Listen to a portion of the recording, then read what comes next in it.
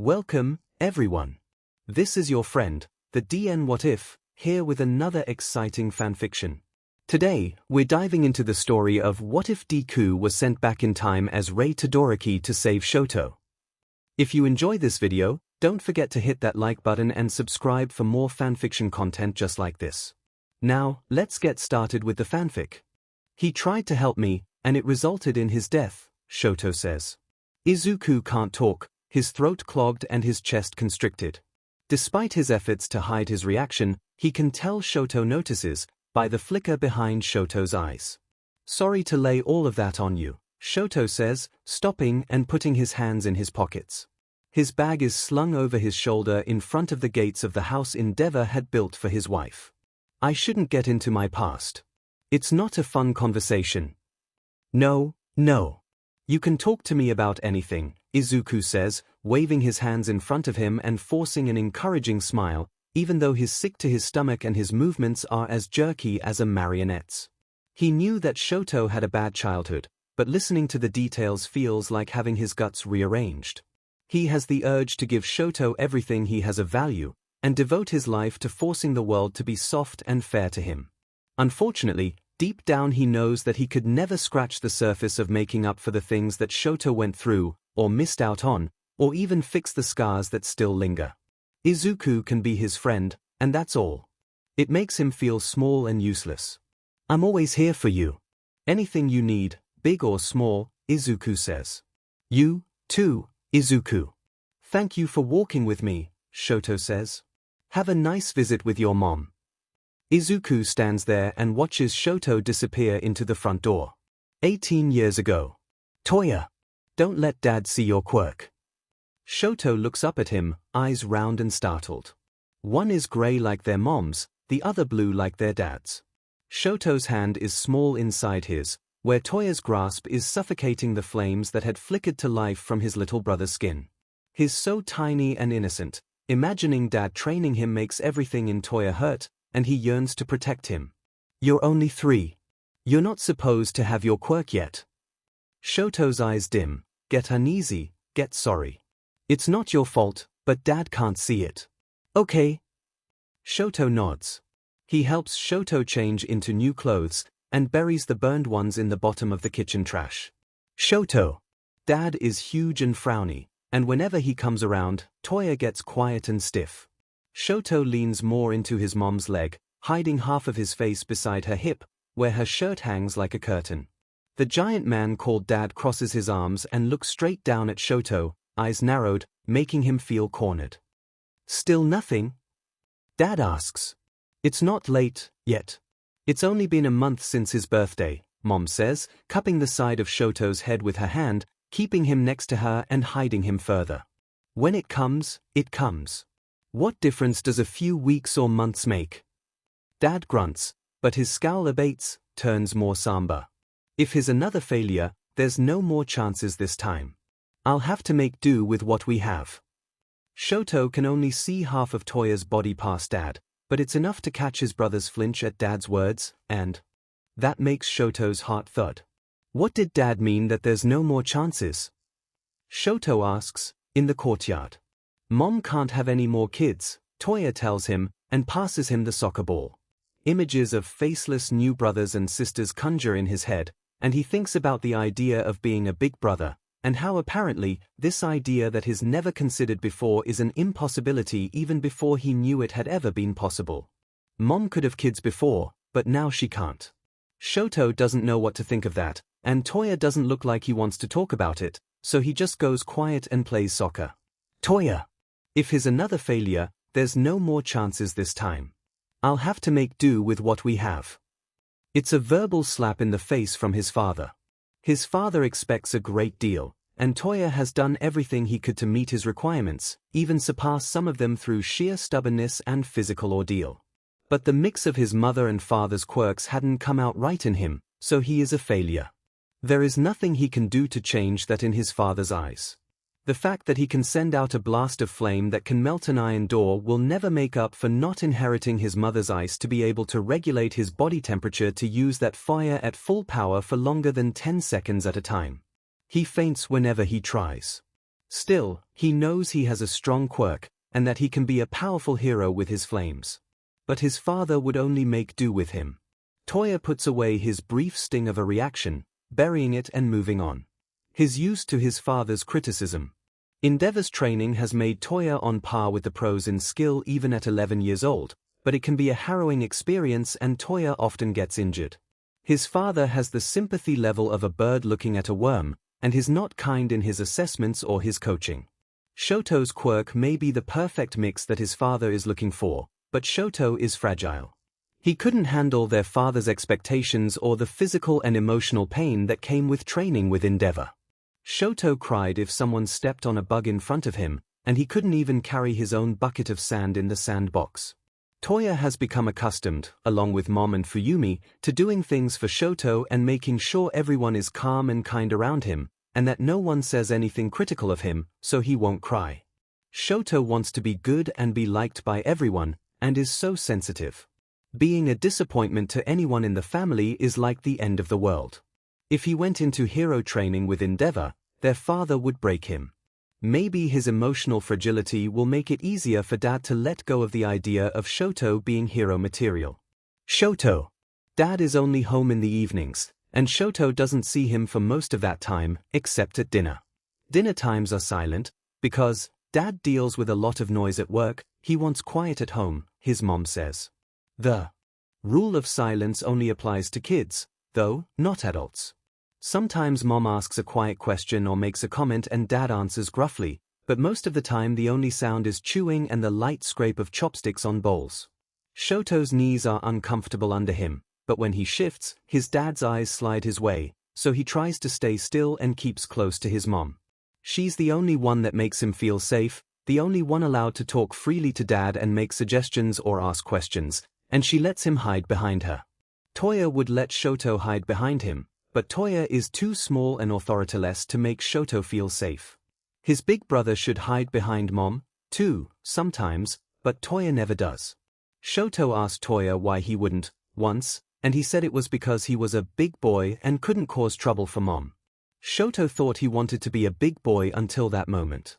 Now, he wants to stay little, and shuns any comments on him getting bigger and whoever makes those comments.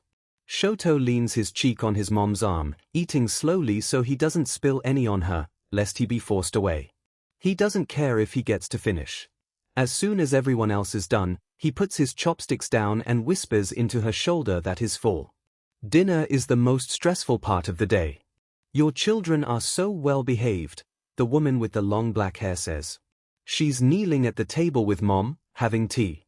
Shoto follows her gaze to his siblings to see what she's talking about, but they're not doing anything special that he can tell.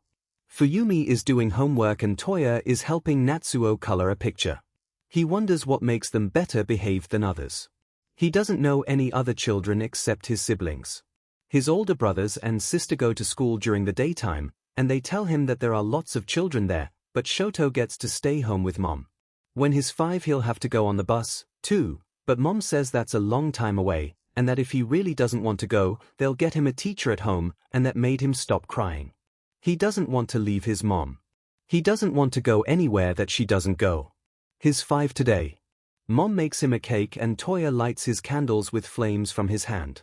When he goes to blow them out, Fuyumi claps his cheeks and makes him spit all over the cake, and Natsuo giggles. His dad stands at the side, in the kitchen archway, with his arms crossed. But Mom says they're allowed to talk and play at birthdays, even though Shoto still doesn't like to talk with Dad there. Dad hands Shoto a gift, silently, and refuses to have any cake. I can't tell you why he's not manifesting yet. He could be quirkless. These things are rare, but they happen, the doctor in the long white coat says. Quirkless, Dad repeats, and then is silent and fuming. Shoto ducks his head, afraid his dad will see right through him to the fire and ice inside him. His body is getting hot and tingly and he's scared that it will start escaping out of his skin, terrified that Dad will see that he's been hiding it all of this time. Dad finally turns away and brings him back to the car, and his quirk stays hidden inside him. When they get home, Dad's attention goes to Toya. He doesn't say anything to him, but Toya tilts his head down more than usual under the gaze and his shoulders are stiff as he eats dinner. What did the doctor say? Mom asks. Quirkless, Dad says, the one-word answer door. Toya glances up quickly, then drops his gaze and goes back to eating with even more concentration. When Toya's bowl is empty, Dad stands. Come, Toya. We have work to do. After his bath, Shoto leaves his mom and goes outside to meet his siblings. Where's Toya? Shoto asks, twisting to scan around the courtyard, but doesn't find any sign of the bigger, red-haired boy. Fuyumi sits on the edge of one of the raised flower beds with her hands in her lap, rolling a soccer ball forward and backward with her foot, spacing out and sad. Natsuo makes a pile of dirt and arranges sticks in it. His training. He'll be back later, Fuyumi says, monotone. Training? It's how you get stronger and become a hero. Shoto perks up. Cool. Toya would be an awesome hero. Fuyumi looks at him more scowly and annoyed than Shoto expected, then looks away. She's probably sad that she didn't get to train, too. She's Toya's twin, and sometimes she gets moody about being left out of things that involve her brother. Wanna play school? He offers, trying to cheer her up with her favorite game, even if it's really just work for him, while she plays teacher and makes him do stuff. Is Toya still training? Shoto asks. It's almost bedtime, and he was hoping Toya would show up before then. He hasn't seen his brother except at meals for 3 days now. Toya always looks tired, but he promised Shoto at breakfast that he'd come play again as soon as he could, only Toya didn't know when that would be. Go brush your teeth. You'll see him at breakfast, Mom says, pushing him along. Shoto obeys, but once he's in bed and the lights are off, he can't sleep. He knows where Toya is at night. It's really the only time he knows where Toya is without his dad being there, too, and that Shoto can get there by himself. This is his chance. He sneaks out of his room and down the dark hall. He carefully opens his brother's door, stepping in and closing it behind him with a click that sounds loud in the silence. Shoto! Shoto is glad to hear Toya's voice. He finds his way by moonlight to his brother's bed, climbing up where Toya is raising the blanket to let him inside. He crawls into the cave created and Toya wraps it around him, tugging his pillow a little out from under his head so that Shoto can have half. Shoto adjusts himself to lay down, bumping Toya with a knee. Toya emits a grunt, then breathes funny, fast and pained. Sorry, Shoto says, going stock still, worrying at the way Toya sounds. It's okay. Just be careful. Lay down. Shoto moves slowly, focusing on where his limbs are going, careful not to bump Toya this time, curling on his side facing his brother. Toya's breath evens out and blows Shoto's chin and his body heat warms Shoto. Toya has always been warmer than the rest of their family, who mostly have ice quirks. Toya's heat bothers Natsuo and Mom if he leans against them or hugs them too long. Fuyumi doesn't say anything when Toya crowds her, won't push her twin away even if Shoto sees her sweating, but Shoto is the only one that thinks Toya's warmth is nice. Go to sleep, Toya says, and he sounds exhausted, so Shoto curls his fingers around Toya's wrist in the dark and closes his eyes, staying still so he doesn't bother him. After not too long, he falls asleep. He wakes up to noises outside the door. It takes a second to recognize his parents' voices. He's never heard them speak in those tones before, Dad's voice a clipped growl and Mom's voice pleading like that. Toya tenses beside him, then looks at Shoto. It's all right. They'll stop soon. Toya sits up, the blanket falling to his waist, and Shoto's eyes widen at the long straight bruise on his torso, like a horizontal purple bar across his ribs. It's all right. I'm fine. Toya climbs off the bed and goes to the dresser, slipping into a white tank top and wincing as he pulls it down his chest. His parents get close enough for their words to be heard, and Shoto looks at the door. He needs a rest, Mom says, strained and begging. Do you think I'm incompetent? I tailor the training to be consecutive. Get out of my way, Rei, or I'll move you. It's Saturday, she says. The kids miss him. Let him play with them today. He'll have plenty of time for that in the afternoon. His morning is for training. He'll be too exhausted to play. NG. Dad cuts her off with a snap of his voice. His entrance exam to UA is in less than 14 months. Get out of the way. Mom lets out a little cry and there's a swish thump and then heavy footsteps take the last few to the door and there's a powerful knock that rattles it. Shoto jolts and yanks the blanket up to his nose. "Coming," Toya says. Toya pulls on sweatpants and ties the drawstring. He glances at Shoto with an anxious expression, like he wants Shoto to do something, but Shoto doesn't know what he wants from him, so he just stays there frozen. The door opens, Dad filling the entrance with his huge body. Shoto's eyes slide past him into the crack beside him and land on his mother. She's hunching, her face in her hands, and when she makes a sob noise, it's like a call that echoes through Shoto's chest and vibrates through the cavity, and the dam in Shoto breaks. He bursts into tears. His eyes are scrunched and blurry as he cries, wailing. It takes a wipe across his eyes with his arm for him to see Toya and Dad staring at him, Toya pale and scared and Dad smiling so wide that he shows teeth. Shoto has never seen Dad happy before. And it stills him for a moment. Then Shoto sees the likes of flame at the edge of his vision. He turns his head, but the flames move. They're coming from his cheek.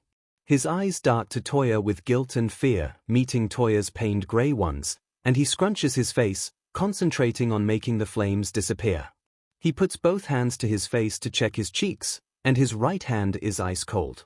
He looks at it and there's white mist surrounding it, like a breath in winter. Mom pushes under Dad's arm to get into the room and runs straight to Shoto, scooping him up and hugging him close. She turns to the door and approaches it, glaring at Dad with her red-rimmed eyes. Shoto clings to her neck, twisting his fingers in the back of her shirt. Dad steps back and gestures her by, and something inside of Shoto releases. Mom walks through, Dad's head turning to watch Shoto all the way past and down the hall. Shoto stares back at him through his tears, his chin on Mom's shoulder, clutching her neck, until they turn the corner and go out of sight. ENJI. Shoto is hiding in his mother's side. Enji has rarely seen him elsewhere. "Come, Shoto," Enji says, controlling his voice. Shoto stiffens and stares up, too scared to come out, even when Enji is being patient. Enji dams up a sigh and crouches on his heels so he's closer to his youngest son's level. He gestures for Shoto with a wave of his hand. "Come." "He's not ready," Rei says, fretting. "Enji, don't."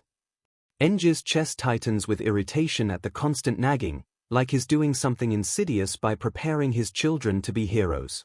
"If it were up to you, all four of them would be wilting flowers with no concept of how to survive, let alone be useful members to society," he snaps. Shoto's lip wobbles and his eyes swim. Enji's tired of emotional nonsense from his wife and dislikes to see it mirrored in his son.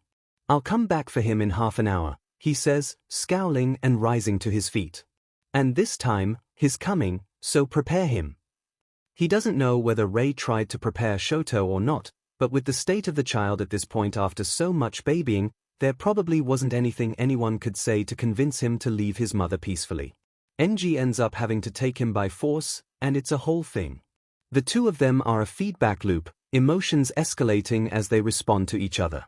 Shoto's fingers gripping the fabric of his mother's shirt as Enji pulls him away makes Rei follow after him and beg, and her begging makes Shoto cry, and Shoto crying makes Rei grab onto Enji to try to stop him, and he has to push her off of his arm to get her to let go. She keens and lets herself fall to the floor in a hysterical mess, which upsets Shoto to the brink of hysteria along with her, and the other three children are coming out of the woodwork to stare now. He finally gets to the training room with his son and closes the door on the ridiculous sounds that Rei is making, and sets Shoto on his feet in the middle of the training room. Shoto keeps crying.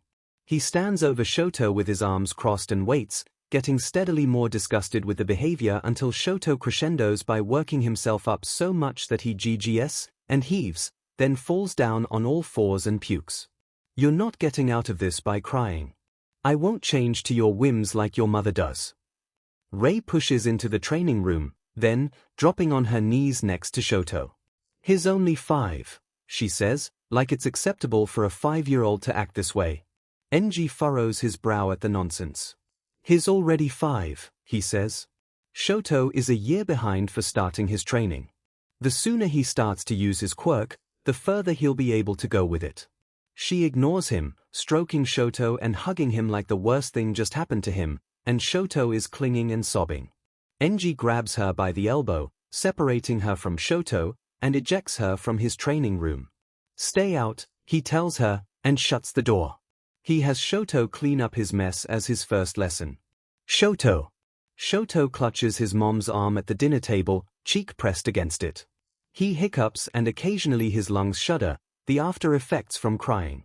Dad said they were taking a break for dinner and then going back to the training room. Dad's gaze on him feels like a physical weight pressing him down. Toya shifts closer to him, crowding in and helping to hide most of him, and Shoto gets some comfort from it. Toya picks up Shoto's chopsticks and holds his food to him. His stomach is in a knot and he's not hungry, but he opens his mouth for Toya. Then Toya rubs his back, but for some reason that makes Shoto want to cry more. It's hard to keep it in, but Dad's gaze is a strong motivator. "You're the child I spent all these years creating. I gave you the perfect quirk, and you're not going to disappoint me," Dad says, his tone turning darker at the last. "You're going to surpass all might. Now, activate your fire, and don't stop, not until I tell you." Dad's mind is hard to understand, his words contradicting, and his actions the opposite of what seems right. He calls Shoto his masterpiece, then calls him a disgrace. He says he has a strong quirk, then complains that he's weak. Shoto cries when it hurts, and instead of giving him a break, he pushes him harder. Shoto will never fit right, and he doesn't want to be a part of Dad's confusing and terrifying world. Enji. Toya is upset with him. Enji tolerates it. Shoto is squished between Rei and Toya at the dinner table, barely room for the child to breathe, peeking out like a mouse in a crevice, eyes still red-rimmed from crying. He refuses to let go of Rei's arm to pick up his chopsticks to eat, so Toya is feeding him, alternating between taking his own bites and poking food into his brother's mouth, his expression switching between hateful when turned toward the table and Enji, and then mild and comforting when turned toward the shattered 5-year-old.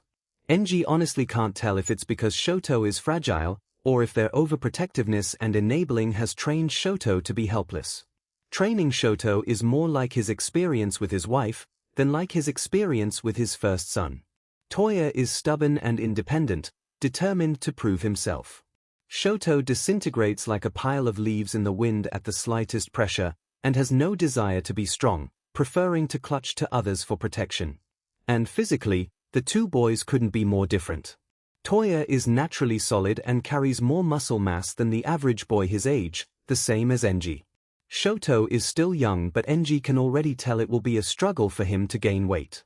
On the other hand, whereas Toya can't handle his own flames at full power for long, Shoto has the ability to regulate his body temperature both hot and cold, so there's no limit to how far he can train his quirk.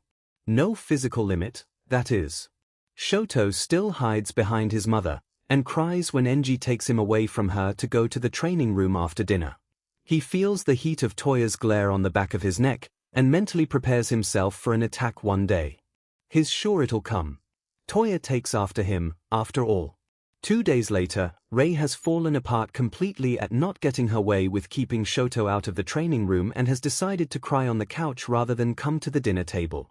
Little Fuyumi has cooked and set the table in an attempt to help smooth things and keep the peace. Pathetic, he tells Rei, as he passes her in the living room and picks Shoto up off of her by the armpits, the boy hanging as limp as a kitten taken by the scruff, instantly crying at Enji's contact. He enters the dining room to join the table, plopping the upset boy next to Toya, and Shoto clings there instead. Enji's presence has never been a comfort to his children. That isn't his role in their lives. But now, their mother is out of commission, none of them are eating, Shoto is not stopping crying, and Toya is glaring at his bowl, looking out from under his bangs often enough that Enji knows the glare is actually directed at him. Fuyumi is huddled and poking at her food, near tears, and even Natsuo, who is usually the most emotionally stable and oblivious of all of them, looks distressed. Enji's not the person to call when it comes to dealing with emotional upheaval. Someone has to take care of them and comfort them, though it's clearly not going to be him or Rei. Enji is neither emotionally nor physically right for the job, and if he were to try, he would only scare them and make everyone involved uncomfortable. Besides, he has hero work to do. He can't stay home. He hears a bedroom door close. Rei has left and completely closed herself off, and the children visibly crumble at the sound. Enji sighs through his nose and drops his chopsticks into his food. He stands from the table and takes out his cell phone, turning his back to the children and walking to the counter, setting a hand on the sink. He does a search online and calls a caregiver referral company. "I need children's services," he's saying. "My wife can no longer look after them." And then white-hot flame washes over him with a malevolent, crackling whoosh. It's much hotter than his own, so he breaks out in a sweat and his back feels dry and singed. His shirt is gone, burned to smoke and a few charred flakes, and his cell phone is deformed and dead in his hand. He turns his head, leveling Toya with a look. Toya stands with his hand still out, breathing hard and brows furrowed, cheeks red, eyes locked on Enji, but that attack was only a show of emotion. He could have injured Enji, but didn't, and Enji recognizes, looking at the apprehension under the anger in his eyes, that his son is aware that he's not good enough yet to take on his father, but his emotions are also too high for him to just stand by. Shoto's crying is escalating, now on the verge of reaching vomit proportions, choking on his own tears. Fuyumi and Natsuo have frozen in terror, expecting a backlash from Enji to be unleashed on Toya. Enji does the only thing that he can do that always seems to calm his children down. He turns and leaves. He resumes the call on the landline in his office and hires the live-in nanny that the consultant recommends. Then he washes off the black marks on his skin and puts on a new shirt. When he goes back out, dinner is abandoned. The children are clinging to Toya on the couch in the living room, having meltdowns. He scowls at the dramatics. "Stop this nonsense and go eat your food." Fuyumi and Natsuo cower back into the couch and wipe their tears. Toya gives him a glare that could freeze hell. Shoto is clinging to Toya with his face too far into his brother's neck to be seen, but Enji can hear him whimpering and gasping, and see his ribs shuddering in a rhythm. "Is someone coming to get us?" Natsuo asks, voice watery and breaking. "I don't want to go." It clicks why his children are going off the deep end, and he frowns. "Of course not. Regardless of the state of your mother, you're still my children, you belong to me, and that means you stay here. I've hired a woman named Ichi to look after you. She'll be here tomorrow morning." Most parents would give a speech about good behavior for the new caregiver, but Enji's children are a far cry from most children. They're overly sensitive, responsible, goody two-shoes, all of them. If they didn't do most of Ichi's work for her tomorrow, then he could be sure the woman was truly heinous.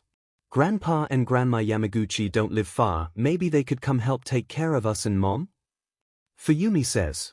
Enji side glances at the computer and confirms it's on, despite the screen being off. She's done some research while he was out of the room. She's the last one that would enjoy a visit with Rei's chauvinistic father, and her grandmother Yamaguchi would only teach her how to be subservient and develop an inferiority complex. They're not suitable caregivers for you. If your mother wants to go stay with them, she's welcome, but you all are staying here. Toya grits his teeth. "Mom can take us to see them if she wants. She has just as much right as you." The words trigger a burst of fire from Enji's skin and he snarls. "You won't go anywhere with your mother." Fuyumi and Natsuo recoil, and Shoto's body seizes up, his arms tightening on Toya's neck. Surprise flickers on Toya's face, but it turns back into a scowl. "You will all eat your dinner and then pack up your bedding and take it to the West Wing. You'll stay there until your mother recovers from her hysterical fit, and if you ever go anywhere with her without my permission, I'll make her sorry, I promise you." Enji indicates the dinner table with a jerk of his head, and Fuyumi slips from the couch and shuffles off to obey, hands trembling together in front of her. Natsuo follows her, glancing over his shoulder. Toya is still clenching his fists that are around Shoto and pulsing the muscle in his jaw. It's wearying, but at least one of his children is in no danger of inheriting Rei's SBM-SSV temperament. Shoto has pulled his mother's couch blanket up over his head, only a small patch of his red and white hair showing at the edge of the cover. Enji forces himself to calm down, letting his flames go out. "Considering the misunderstanding, I won't hold you accountable for your actions tonight. But don't attack me again, Toya." Toya looks down, and his fists clench tighter. It's a problem, but hopefully one for another day. Enji doesn't want to deal with anything more tonight. Fuyumi leads the way, her pillow on her shoulder and both her and Natsuo's blankets in her arm, the ends of them dragging on the floor as the children make a sad procession down the hall to the door to the unused West Wing apartment. It had been marketed by the realtor as an in-law suite, but Endeavor would become All Might's sidekick before he would let either his or Rei's parents move in. Natsuo follows her, hugging his pillow in his arms. Toya brings up the rear, a blanket and pillow rolled under one arm, and the other holding Shoto's hand. Shoto's not likely to stop clinging to his brother for the foreseeable future, so it's not hard to deduce that they'll be sharing the bedding. Enji's mind wanders to the prediction of a blanket fort soon being constructed in the apartment living room, but then Toya looks back at him. Enji has come face to face with enough cornered villains with that look to recognize the dark resolve in Toya's eyes. His eyes dart down to where Toya holds Shoto's hand, leading him away from Enji, and a tingle of warning goes down Enji's spine, a premonition prodding at the back of his mind. He knows how much Toya is capable of, and what motivates him, and the conclusion is worrying. "Wait," Enji says, and the children freeze and look back, Enji striding the few steps between them and scooping Shoto up, which sets the boy to crying at being in his father's arms and taken away from Toya. "Shoto will stay here." Toya's shoulders bunch up, every line of his body going tense. "If he's staying, we're all staying." That's what Enji is banking on. Toya won't leave without Shoto, would never abandon the baby brother that he dotes on so much. Enji's not going to allow them to be four little runaways, and he doesn't want to have to fight Toya in the street to capture him and bring him home. His children aren't average. They are too clever, and their quirks are too good. He doesn't put it past them to get off the estate and disappear, giving the police a run for their money in trying to bring them back, possibly seriously injuring someone, if they try to get between Toya and any of his siblings. He's getting a tutor that will watch him while you're at school, and in the evenings he'll be with me and your mother. You three will go and stay with Ichi until your mother gets better, he says. He looks at Toya and adds, "Defy me, and you'll go to boarding school, Toya." There's no privilege he could take away or injury he could inflict that would overcome Toya's determination once he gets an idea in his head, but Toya won't risk being sent away from his siblings. He recedes and his mouth presses shut. Holding Shoto in one arm, Enji watches them go into the apartment. Shoto's face is wet with tears and his breath is stuttering with his sobs as he watches his siblings leave him behind. The tension in Toya's neck and shoulders wins up from the sound, the blame for every whimper Shoto emits like an elastic stretching, and all the recoil building up is going to be aimed at Enji. "Stop crying," he says, under his breath. "You're always crying." Shoto flinches, but his crying continues on, simply huddling in on himself more. He takes Shoto to the bathroom and wipes his face with a wet cloth to get the snot and grossness, then puts him to bed. He's still crying, but there doesn't seem to be anything Enji can do about that. Shoto will have to cry himself to sleep. It feels off to lock the door to the apartment with his children on the other side, but he can't allow himself to sleep until both it and Shoto's doors are locked with the master key, and the inside mechanisms disabled. "Toya!" Natsuo is clinging to Fuyumi in his sleep. Toya lays a foot away on the living room floor, keeping his body heat away from them, so he doesn't make them uncomfortable. He doesn't know what time it is. There's no clock here. There had been futons in the closet, and a table and a couch, but it's otherwise barren, unused. It's fully dark and the moon is out, and it seems like it's been a long time, but he's just been lying here in misery, so time has probably been going more slowly than it feels. Shoto's terrified face plagues his mind.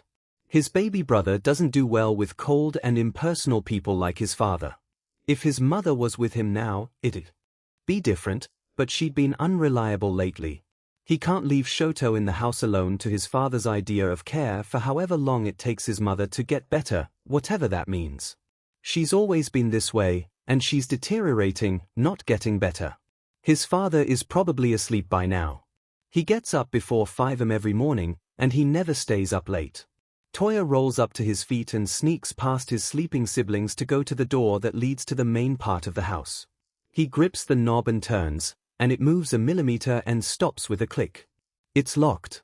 For a moment, he's still, in shock, and then his insides turn to static and his breathing accelerates. He can't believe the bestiary locked them out of the house.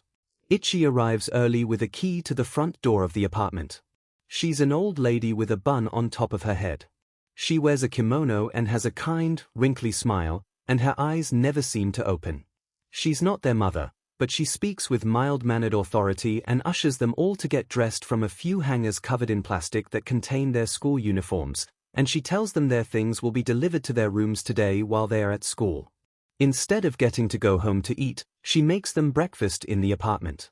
The door to the main house is still locked, and he has to go to school without so much as a glimpse of Shoto or Mom. Shoto! Shoto kneels at the table, his eyes drifting to the empty expanse where his siblings used to sit. He wipes his eyes on his sleeve and sits quietly waiting for his breakfast. Mom sets his bowl in front of him, then sits next to him, and he reaches across himself to clutch her shirt with his left hand, so he can use his right for his chopsticks. Dad leaves for work before Shoto's done eating. Shoto squirms, lowering his head under Mr. Yorik's stare. I don't remember that one. Put out your hands. A sting cuts across his knuckles. Shoto doesn't acknowledge it. The underside of his hands are blistered and sore from training, so the new sting hardly even registers. Mr. Yorik doesn't move away or continue, making Shoto look up at him. The teacher narrows his eyes at him and looks unsatisfied. Shoto's stomach flips and he realizes that not reacting was a mistake. The switch comes down again, much harder, and Shoto cries out. The teacher nods and turns to continue with his lecture. Shoto clutches his hands to his chest, eyes stinging and watering. His tutor leaves at 3 o'clock. Until Dad gets home from work, it's just him and Mom, while she makes dinner. He feels raw from 6 hours of the demanding attention of Mr. Yorik and the hundreds of characters and information the man forced him to memorize or be punished. He burrows his head into her side and clutches her leg, and she puts a hand on his head while she stirs a pot at the stove. Careful, she says, tilting herself away from the stove so that he's further from it. Why don't you go watch TV until it's ready? Can I have some peanut butter? He feels empty, faint. He needs something. Sure. Can you get it? He nods against her, then lets go and climbs on a stool and opens the cupboard. He gets the jar and tries to grip it, but his hands hurt. He grips it anyway, and twists, but it's stuck.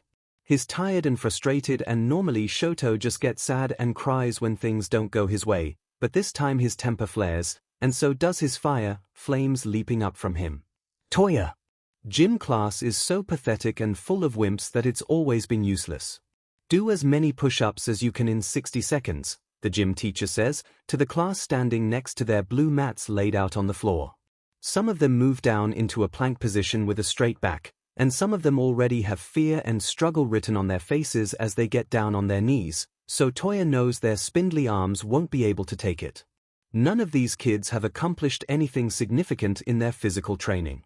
Toya would normally go through the exercises mindlessly and put no effort, but there's anger burning inside of his chest, wrapped in a constricting sense of need, of urgency. He needs to figure out a way to get back inside of the house to Shoto. He needs to get stronger, because he feels helpless. He rolls hands first onto the mat and kicks his feet up, crossing his ankles in the air and doing handstand push-ups. With his father training Shoto instead, now, he doesn't have to conserve energy for the evenings after school. He wants to use all the time that he has available, and keep as much of his time at home free for his siblings and his mom. The kid on the mat next to him is laying on his side, staring at Toya open-mouthed. Toya ignores him. Toya stands by the door. It's almost silent, but sometimes he hears his mom or his father's voice, unintelligible through the wood. Shoto's crying accompanies their voices every time. Toya needs to do something, but he doesn't know what he can do. Hey, Toya! Yui says. She waves with that big smile she always has for him. Toya turns his back to her, his eyes hooding and his mouth turning down. Can I hang out with you? If you can keep up, he says, and starts his first lap around the track at a sprint. She can't. Enji.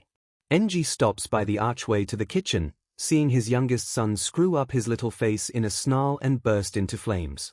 A grin of amusement stretches Enji's lips, recognizing himself in Shoto, but then his eyes flick to Rei's reaction, and his smile fades. She's pale, staring and gripping her wooden spoon like she's seen a ghost. Come here, Shoto, he says. Shoto's head whips around and his flames drop away like they never existed. He puts down the jar and turns and jumps. The boy who a few months ago would have sat and delicately gotten down like he was breakable now leaps down and bends his knees. He trembles and looks a bit pale as he comes over, his eyes staying on Enji and off of his mother, as Enji intended, but has made some progress since starting his training. Toya! His head is down, one hand in his pocket as he kisses down his drink box of yogurt, brooding as he walks along the outer edge of the school. The straw slurps and he closes his fist, crumpling it with a crunching sound, and tosses it in a garbage can at the corner. The sound of a cry hits his ears, and he stops, turning his head. His eyes fall on two figures, a boy crying while a bigger one stands over him, and his eyes unfocus as his mind conjures similar scenes in his memory, because it's too much like his dad and brother. The bully looks up to glance at who arrived, a smirk on his face, but it falls as he sees Toya. Toya can feel what the boy is seeing, the expression that he's wearing. He knows that his mouth is straight, that his eyes are flat, that they are focused too intensely, and he can see that the boy regrets drawing his attention and is getting nervous. "See you later, dork," the bully says, trying to maintain face, and turns and heads away with his nose up. Toya lets out a burst of flames that rockets him up. He turns in the air and lands in front of the bully, bending his knees to absorb the impact, and facing him with no change in his expression. "You think you can just walk away?" he says. The boy pales and shakes as he retreats a few steps. Toya follows, closing the distance between them and moving in. Enji. Toya has always done what Enji told him, and his stubborn streak has never brought about anything negative, and only affected his training for the better, until this week. Ever since Enji started training Shoto, Toya has been erratic, and now, he's getting into physical altercations at school. He's getting out of control.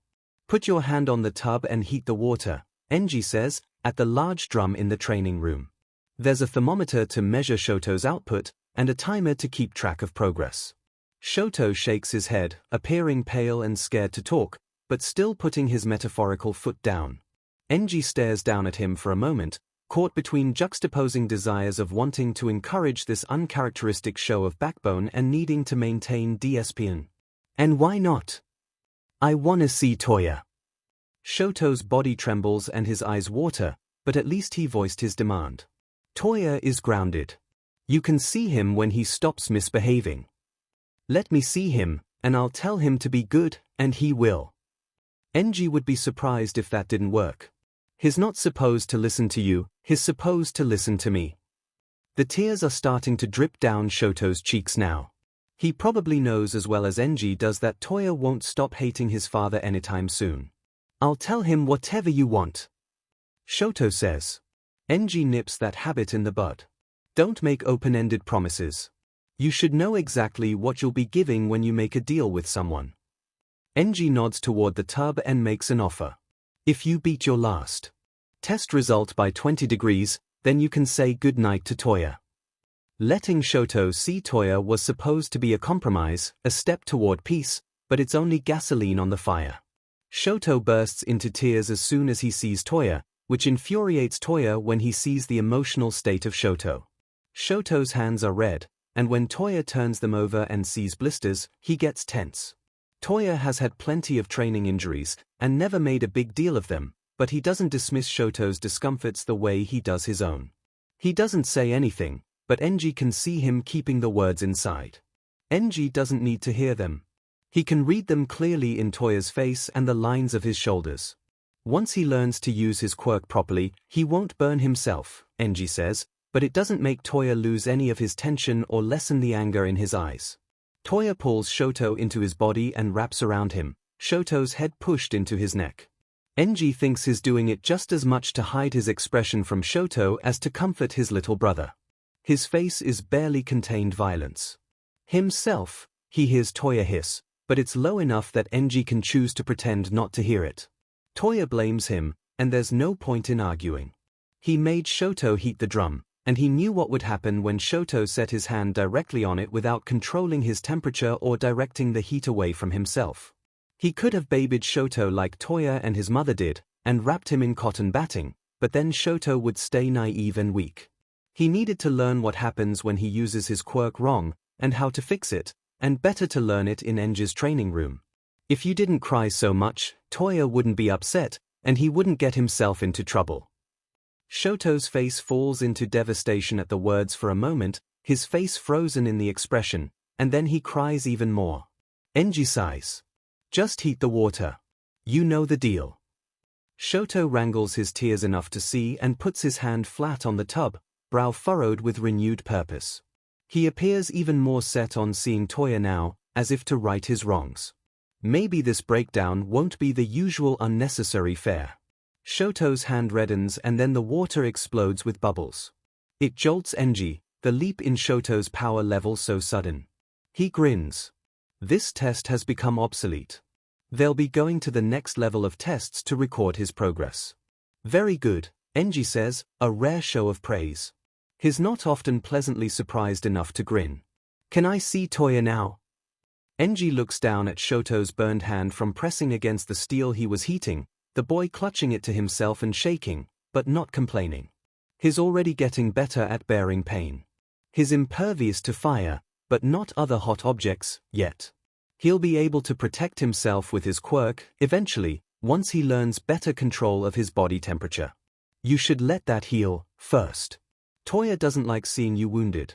You need to learn how to heat it without burning yourself. Shoto looks down at his hands, upset at the obstacle. We'll add up all of your missed time for one long visit so you don't lose any, Enji says, and the despair on Shoto's face abates as he looks up at Enji. Can we have a whole day, if I don't burn myself? He's glad to see that Shoto is on his way to becoming a better negotiator. Toya! Toya sees red and white hair bouncing in the distance from the corner of his eye, and his heart kicks up into overdrive, his head whipping around to stare at Shoto running toward him across the courtyard on a Saturday morning. He hasn't seen Shoto in 2 weeks. The sudden lift on the ban raises his heart almost out of his body, but he can feel the potential energy pulling on it, waiting for the fall. I get to stay outside with you guys for the whole day. Toya's body and mind both halt at that, and he looks at Shoto to make sure he heard right. Dad gave you a day off. We made a deal. I heated the water without burning myself, and he let me see you for a whole day. Shoto grins, bright and proud and excited. Toya's heart sinks and his gut goes cold. If he's the incentive for Shoto to train, then Endeavor will keep them separate to make Shoto work harder. He clears his face, not wanting Shoto to know that. It will only make things harder on him, and he should enjoy his day off, when he gets so little time outside of tutoring and training. I'm glad you're not burning yourself anymore, he says, pushing out a smile though he feels heavy inside and there's a sharp pain in his heart. He rubs Shoto's hair, then pulls him in for a hug. So, what do you want to play? He asks. Whatever games or activities Shoto imagines up, Toya will make them happen. Aye. It had been hard, so hard, to watch Toya go through training, but Toya had been a strong kid. He didn't cry very often when Enji trained him. He always tried his best, and he always kept his own personality when he left the training room. And there had been something she could do to help, a bargain she could strike with Enji, because he didn't have his perfect child, yet. But Enji wasn't 25 anymore. Time was running along and Shoto was the ideal mix of their quirks. Even if Rei could get PRGNNT again, a gamble on another PRNZY had a negligible chance of being an improvement, when Shoto was so close to perfect. And Shoto cried, and tried to cling to her, and he bruised and broke so easily. Then he started acting like Enji. He used his flames to express himself, and would glare when he was in a bad mood and look just like his father. She couldn't handle it. She couldn't sleep, couldn't stand being in the house, but there was nowhere else to go. The constant anxiety and helplessness was driving her crazy. It takes her a while to get up the nerve and energy to go visit her children in the West Wing. How could she face them, when she abandoned them and let them be evicted from the house? If she had been born a boy, so many things would have been different. Her father would have raised her to take over his business and taught her to be powerful, rather than married her off. She had a hand in how that played out, but she didn't have a lot of options. She was a woman, and in her family, that meant weak and powerless. Enji had seemed like a life raft to get her away from her father's control. She'd taken him to her bed and he'd followed without a word about the lack of birth control. Of course he hadn't, but it wasn't until much later that she found out his motivations for that. Her father had reacted to finding out she was pregnant the way that she knew he would, summoning Enji for a confrontation. Mr. Yamaguchi's reputation was in jeopardy, and that was something she knew her father would disown her rather than allow. "You'll marry her immediately, or else we'll tell the public about the number 2 hero's shameful behavior." It had been exactly what she expected him to say. It was Enji that hadn't reacted the way she thought he would. His career was just getting started and he was all over the media, only 20 years old and already the number 2 hero, only surpassed by All Might. His reputation was important to his future. He should have been worried. But he crossed his arms and his lip curled in disdain. "TCH. I'll tell them myself. Is that all you wanted to say to me?" When all her father had done was sputter, Enji had almost walked out, until her father got himself together and offered him a deal before he stepped outside the door. She'd sat and watched as Enji squeezed her father for a fortune and made him sign a contract backing Enji as the parent who would retain custody if anything should happen to challenge his guardianship of any children that came from their marriage, by paying for all of his legal fees and never offering themselves as guardians. He even made her father sign that he nor his wife would ever visit the children without Enji's permission and supervision, and he'd legally sealed the deal by making Rei sign as well. To this day, her own mother wasn't allowed to visit the house while the children were present. She'd known before she married him that Enji didn't love her. He'd been so blunt and reasonable about letting her out of the marriage her father was trying to force her into. "Whether we marry or not, the child belongs to me. I can raise the child myself, and you can continue your life as you please, if you'd like." She'd only been 18, and had no experience that would get her a job or allow her to know how to raise a baby, and she knew the 2 powerful men sitting at either side of the table were both capable of using that to their advantage to pry custody away from her. So, she'd accepted the marriage, to stay with her baby and to get away from her father's house. The first 4 years had been fine, good even. Enji never told her what to do, or displayed in any way that he felt females were inferior, the way her father did. He was busy being a hero, which left her to stay at home with her baby twins, and she'd loved being able to devote all of her time to them and not have a man around telling her what to do or demanding things of her. But then their quirks had manifested. Enji had become more involved in their lives. She'd gotten P&T with Natsuo in exchange for a cutback of Toya's training hours. And again the same deal getting P&T with Shoto to keep Toya's training from being increased again. 5 years had seemed a long time to gain, a saving grace, as if so much would change by the time Shoto came around to being 4 years old. But nothing had changed. Enji was still singularly focused on his goal of raising the perfect hero, and her children were still small and breakable. The more they grew stronger, the more Enji demanded of them, so there was never a reprieve, never a time when things became easier to handle. She loved her children, but maybe it would have been better if she'd never had them, if she couldn't protect them from suffering. She wasn't fit to be their mother. "Toya." Mom seemed different. "Like a ghost," Fuyumi says. She wrings her hands and glances at the door now and again, like she can still see Mom standing there. Toya makes a sound to let her know he heard her, but there isn't really anything to say. Mom is deteriorating. That had been clear for months. He worries for her, but if anything is a revelation from their most recent visit, it's that he has even more worries for Shoto, having to live with only her to comfort and take care of him, when she can't even take care of herself. "At least you don't have to train anymore. I'm glad you're here with us." Toya tenses, anger liking up inside his chest, but he looks down and clenches his hands, holding himself back from snapping at her. It feels so wrong, to imply that there's anything good about Shoto being in training with Dad. But she doesn't know what it's like in the training room.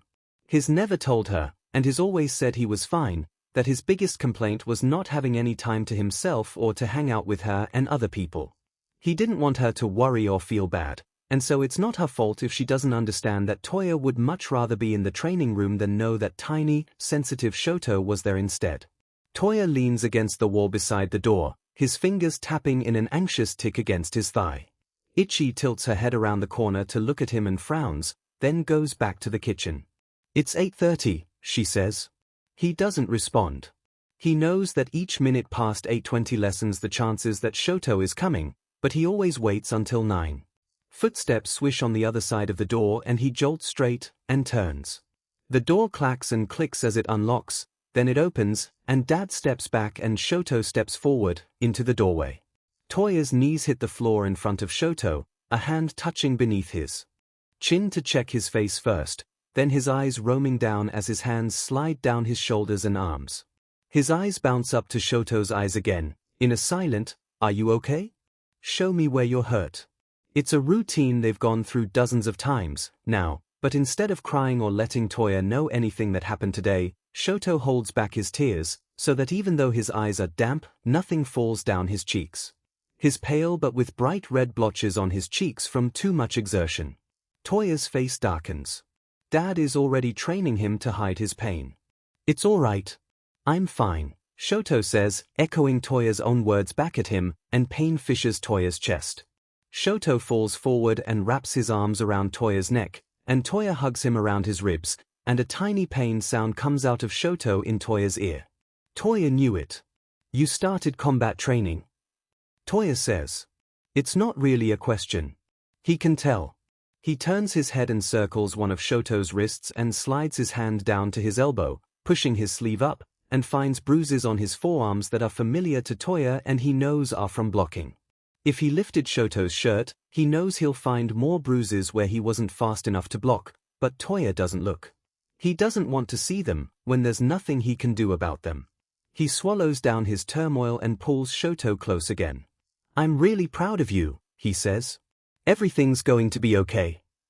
"Shoto."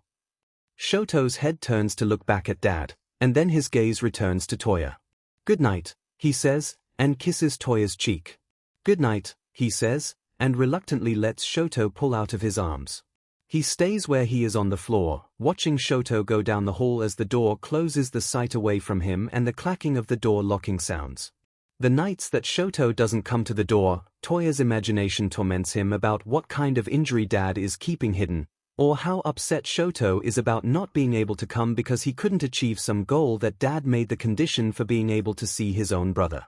Toya is awake for hours, turning over plans in his mind of how to get Shoto away from Dad and escape with him. There aren't a lot of options for a 12-year-old kid to take care of Shoto, though. Getting away would only be the beginning of his problems. Toya turns the page in his homework, and the paper flipping over is the only sound in the room. The darkness outside has turned the living room window into a mirror. Natsuo and Fuyumi are laying on the couch, each with an earbud, listening to something on Fuyumi's iPod that she's not allowed to have. Dad doesn't permit personal electronic devices. They always cover it with a pillow if Ichi comes around, but Ichi is busy in the kitchen and doesn't check on them. She trusts them, because they never make trouble and always use their manners. A scream reaches them, muffled by distance and doors, and Toya's ears prick and his head turns to the door that separates their apartment from the rest of the house. Screams and crying often come from the other side of the door, to the point where they don't even acknowledge it anymore, but this time there's an edge to the screams that makes Toya's stomach clench more than usual and he can't ignore it. It sounds like more than distress or sadness. It's pain, grief, terror, urgency. Toya didn't think he would ever hear screaming that made the previous months sound like nothing was wrong, but this manages it. Natsuo and Fuyumi are wide-eyed, and look to him. His school book thunks to the ground as he gets out of his chair and strides to the door. He pounds on it. "What's going on?" No one answers him, and then the sounds fade and disappear, only to re-emerge from the window at the front of the apartment before being drowned out by a siren, briefly, before that cuts out. He runs and presses his face to the glass, and sees their front lawn lit up in the darkness by the turning red and white lights of an ambulance, and his heart beats hard and his lungs constrict. His father carries his brother, curled up in a ball, into the ambulance, and Toya is frozen for a moment with dread that prickles through his whole body, and then he takes off toward the front door. When he makes it to the driveway, his father is gone with Shoto in the departing ambulance, and his mother is on her knees on the ground, hands covering her face, sobbing. When he finds out it wasn't his father that hurt Shoto, but his mother, his emotions fritz. He's overwhelmed by grief and confusion, his trust and love for his mother resisting the things he's being told, trying to deny them. But he hears it from Shoto's own tearful voice, his head half covered in bandages. Mom said Shoto's left side was unbearable and that she couldn't raise him anymore, and then she poured boiling water on his face. It's decided in Toya's mind, then. As soon as Shoto's wound is past the risk of infection, he'll take him and go, one way or another. Toya. Her psychiatrist won't allow me to go in, but I can take you there. Do you want to see your mother? His father asks. Toya's stomach rises as if to vomit itself out of his mouth, and he clenches his fists and tilts his head down to let his bangs hang in front of his eyes, not wanting to look at his father or be seen either. No, and if you take Shoto to see her, I'll burn this house down. His father eyes him, silent. You've disowned your mother, he says. Understood. No need to burn the house down. Shoto is better off without her. He turns and leaves, closing the apartment door behind him, followed by the lock clicking into place. It seems like forever for midnight to come, and yet too soon. Toya's nerves tremble beneath his skin as he makes his way down the hall, feeling his way in the dark, his backpack weighing on his shoulders. He's packed a warm hoodie of his own that will cover Shoto from the top of his head to his feet with the hood up, if necessary, like a makeshift sleeping bag, and some apples and tuna, but left the rest of the bag empty for Shoto's things. He makes it to the front door, and it only creaks a little. Toya steps outside into the cool night breeze and closes the door behind him. The guard post at the gate is far enough away that he's safe here, if he's careful. He spends a minute creeping along the huge house to stand under Shoto's window and looks up, taking the backpack off his shoulder and letting it slide to the ground. Shoto's window is the only one with bars. They'd been installed a few days after his father banished them to the West Wing. His father had never said anything, but it's clear he suspects what Toya has been thinking. They're thick, close together, and made from a metal that isn't iron, which means it's harder than iron, not just to keep Shoto safe from any passing villain, but specifically designed to stop Toya. It would be a strain to melt it. His father was determined to keep him away from Shoto, but it wasn't going to work. He'd get Shoto, and his father would never see his masterpiece again. Shoto would live free, and Toya would make sure his baby brother had a happy life with hugs and days spent playing far from here. They would forget they even had parents. There was conspicuously nothing for Toya to use to get to the window, nothing to stand on, nothing to make a ladder out of, not on the whole estate. The tree that had been nearby had been cut down. The furniture in the apartment was unusable, the table had booth seats and the couches were heavy and unbreakable without making a lot of noise. His father wasn't stupid. If he used his fire to rocket himself up, he might as well set off fireworks announcing his presence. Still, Toya had surprised his father more than once, and today he would again. He thought of his father's face when he woke up and realized that his favorite son was gone, taken right out from under his nose. The BSTRD would lose his sheet, and while Toya enjoyed the thought, he hoped that Endeavor didn't scare Natsuo and Fuyumi. Toya had left them a note, but he knew they would be upset and wouldn't really understand why he hadn't told them. If he could, he would come back for them, but for now, Shoto had to be his priority. His father was smart. Waiting for Endeavor to make a mistake was a losing strategy. If you wanted to win against his father, you had to use variables to your advantage that he didn't even know existed, like the screws and screwdriver in his pocket that he stole from a maintenance worker's bag at school, and the fact that at midnight every night, the gate guard video chats on his phone to his girlfriend, something his father, who slept early and rose early like clockwork, would never know. Toya sets a screw against the wall and uses the screwdriver to twist it into the wood siding, faint squeaking of metal against would the only sound. He arranges them as handholds and toe holds, and climbs up onto them. And jabs the next screw in enough to keep in place, then takes the screwdriver from his pocket and screws it in one-handed. The screws that he holds onto cut into him, the pressure of his body weight pulling on his skin and tearing it away from his fingers in places on the threading, but for someone who has trained for years with Endeavor, it doesn't even register to him as pain. He hardly notices it as he works, ignoring the slickness of his blood until it interferes and then wiping it on his shirt and getting back to work, his mind wandering to his plans, how he'll pack clothes for Shoto and dangle him down closer to the ground and drop him carefully, how Shoto can freeze the guard so they can escape without Toya having to burn anyone, how they'll live in an apartment together under a stranger's name, someone that Toya will pay to fake being their guardian. He's thought about his plan every night for weeks, down to what he'll cook Shoto for breakfasts and how he'll tutor him himself, until he can safely get him a proper teacher. How he'll hug Shoto every day and make sure he knows that Toya will take care of him, no matter what, that his love wasn't conditional, like their parents. He peers through the bars and sees Shoto sleeping. He doesn't wake him. Toya is going to have to make his hand much hotter than would be safe for Shoto to be near. It's better if Shoto sleeps until he's done. He starts working discreetly on the bars, melting them at the top and bottom, then dropping them to the ground below. They fall with muffled thuds, and he tries to space them out so they don't clang against each other when they fall. He tosses one and the sound is shorter, clipped. He frowns at the difference in passing curiosity, but continues. He's getting hot, overheating from using his quirk, sweat rolling down his face and panting, but he's almost there. A sound makes him look into the room, and Shoto is sitting up, rubbing his eyes and looking at him. Toya! Hey, Toya says. That's all that he gets out. The sweaty, bloody hand that's keeping him upright against the bars slips.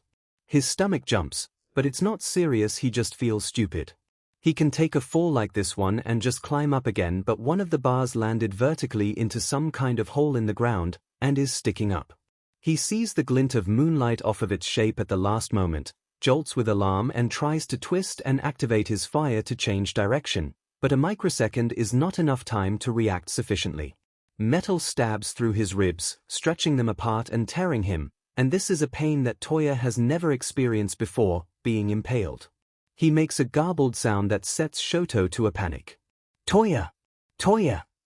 Shoto's fire shoots out from above, lighting up the area around Toya, and Toya sees the puddle of blood, and the metal bar sticking up from the ground and disappearing into his side. His breaths are getting more shallow, his lungs filling up, and he knows what that means. Emergency medical knowledge was a hero skill, and as such, it had been ground into his brain as part of Endeavor's training. Fear fills his chest. He looks up at the window and sees Shoto's face, pale and stricken, tears trembling on the bottom rim of his eyes. If he dies, Shoto will stay alone, Endeavor's experiment, his prisoner. He can't. He takes a breath to say something, but the breath is too short, not enough to get more than a syllable out. Blood fills his mouth, and Shoto screams, high and piercing. Footsteps pound into the room above. Shoto! Endeavor's voice. Before Toya passes out, he hears a bark of a panicked voice and sees the orange light of his father's flames behind his brother, then everything goes dark. Shoto!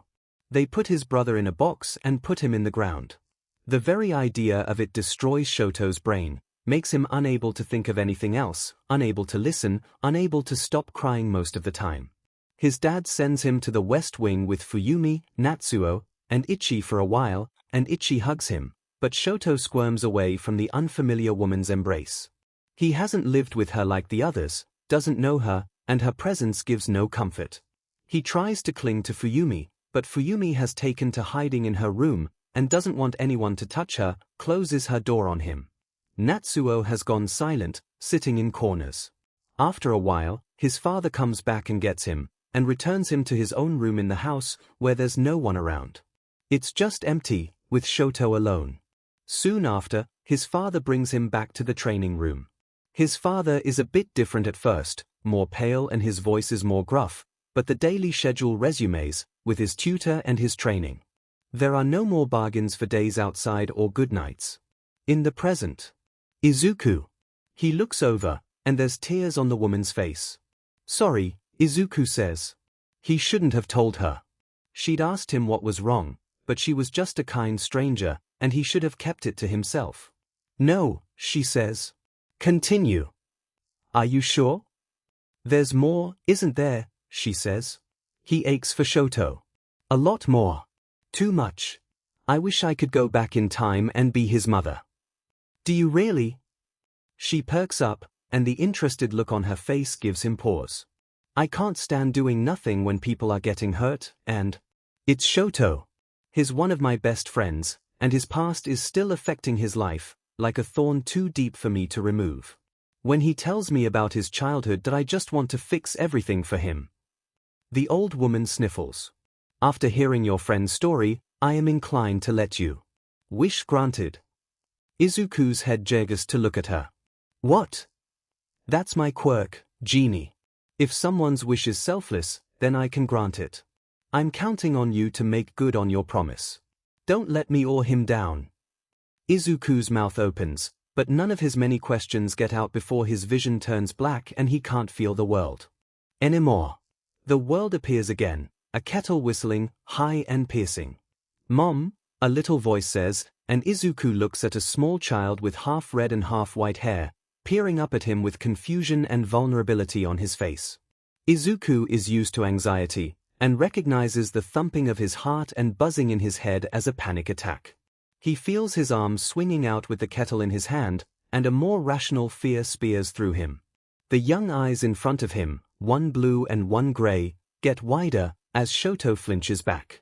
Izuku changes trajectory just in time and fumbles the kettle, dropping it on the floor and splashing the boiling water up his own shin. He lets out a cry and grits his teeth, riding out the pain of the burn that is fading from its initial bright flash into a throbbing sting that makes his eyes water, but despite the pain, relief fills him. It makes the burn ignorable. A feather-like touch on his leg radiates out a cool sensation that soothes the sting, and he looks at Shoto, putting a small hand on his mother's leg, Izuku's leg, using his ice quirk to cool the burns. Izuku looks at his legs only a bit pink now that Shoto acted so quickly. They'll be fine. The way she must have applied it onto Shoto, for the water to burn through his skin, Izuku wants to vomit at the thought of this little Shoto screaming and being scolded. Panting and trying to get himself under control, shaking at what almost just happened, Izuku descends to the floor and pulls Shoto into his lap, hugging him. What? Shoto starts, next to Izuku's chin, before his throat gets clogged with tears, his breath uneven. What does it mean that my left side is unbearable? Izuku swallows, and it hurts all the way down and lands in his chest like a knife. He remembers saying the words into the phone a moment ago as if they came from his own lips. Remembers all the things that Rei Todoroki remembers. The kitchen he sits in, clutching Shoto, is one he's cooked in 1,000 times, and at the same time never set foot inside. This is his child, who he remembers birthing and holding as a baby. The things Shoto told him about his childhood are no longer just stories, but things he was there to witness. I don't think I can raise him anymore, he remembers saying into the phone, and he knows Shoto heard it, that Shoto thinks his mother is going to abandon him because there's something awful about him. How could he take something like that back? Why couldn't he have arrived 10 seconds sooner and saved Shoto from hearing that? Then he thinks about if he was 10 seconds later, and can't help but be grateful for his timing instead. He could have arrived to a burned Shoto, and shortly after, been heading to a mental hospital, not even able to stay here and help him. The thought of Shoto being so badly hurt and then Izuku being separated from him sends a shiver of pain and second-hand fear through him. He brushes his thumb over Shoto's wet cheek, under his blue eye. The one that would have been burned, but is so thankfully untouched now, the skin pale and soft and unharmed. He can't find words sufficient to retract what was said, so he kisses Shoto's left cheek, then does it 3 more times. Shoto's eyes are round and startled, looking up at him and waiting for words. Izuku finds the best he can. I know it's hard to understand, but what I said has nothing to do with you. It was about me and your father. There's nothing wrong with you, Shoto. It's the opposite. You and your siblings are all blessings. You make the world a better place, just by being in it, and the only thing that would be unbearable to me would be being separated from you. Nothing will ever take you away from me. I won't allow it. Okay. Shoto still looks taken off guard, but the fear and devastation have receded from his face, and is calming down, his eyes stopping making new tears. Izuku collects the towel from the oven door and dabs Shoto's face. There's no reason to cry now.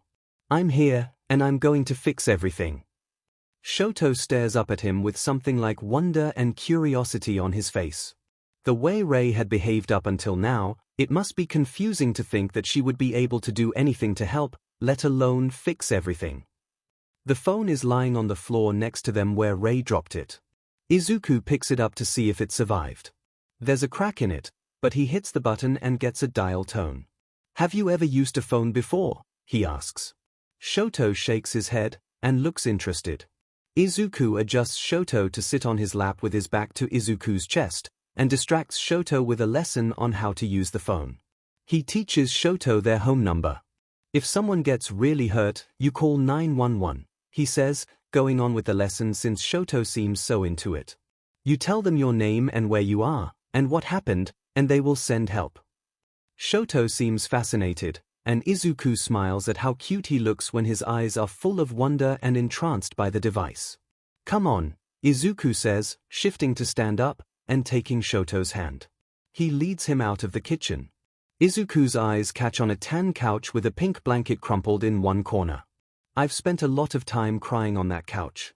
Pathetic, he remembers Endeavor saying to him, sending him a look of disdain as he passed through the room. He walks past the couch, leading Shoto to the front hall and door, instead of trying to take up the usual position in front of the TV, and Shoto looks up at him, noticing the change. Lately, Shoto usually only gets outside on the walk around the wraparound balcony to get to Endeavor's training room. The rest of his time while not being trained by Enji is spent in the study with his tutor, or on the couch in front of the TV where Rei spends her days. Izuku is always soothed by staring up at the night sky when he feels overwhelmed, and he could use that now, and he's sure Shoto could, too. Let's go look at the stars. He draws Shoto by the hand, out into the evening air. He finds a place on a square patch of grass in the courtyard and lays down and draws Shoto in next to him, resting his small head on Izuku's shoulder, an arm wrapped around him. The air is cool, but not cold, just right for an ice user, and smells like the flowers nearby. The sky is clear of clouds, allowing a good view of the stars.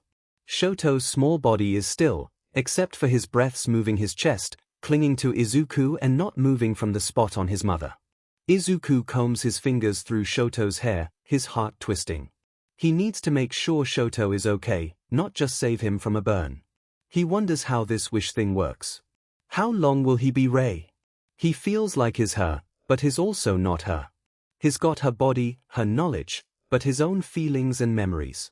Is she still inside this body somewhere? Rei! The bellow from the house makes Izuku and Shoto both stiffen. Rei! Shoto's fingers clutch at his shirt, pulling it tight on the back of Izuku's neck. Endeavor sounds like he's on the warpath. Enji is normally gruff and intimidating, but even in Rei's knowledge, Izuku has never heard him so loud and furious. Shoto is shaking. It's all right, Izuku says. Head inside to your room. I'll go see what your father wants. He rises and gives Shoto a gentle steer in the direction of the side of the house, where the other door is, to get him moving away from Endeavor. Shoto goes, looking back over his shoulder, brows curled up in worry. It's all right, Izuku says, again, and smiles his best smile, the one he uses to reassure civilians. Shoto stares at him for a second, but then his shoulders relax a fraction, and he opens the side door and slips inside, going out of sight. Izuku makes a beeline for Enji, preparing himself to face whatever has gotten Endeavor so mad.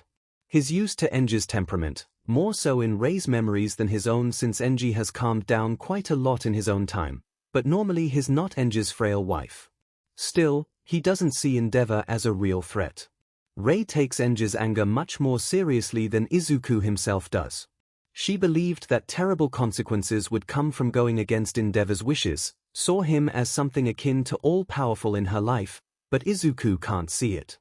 Enji throws a second-story door open and steps out on the wraparound veranda, and his eyes land on Izuku. Where's Shoto? He demands, like he's just slammed his way into an interrogation room. Izuku's brow furrows. Endeavor looks furious, but there's an underlying tinge of some other kind of tension of fear. I sent him to his bedroom, Izuku says.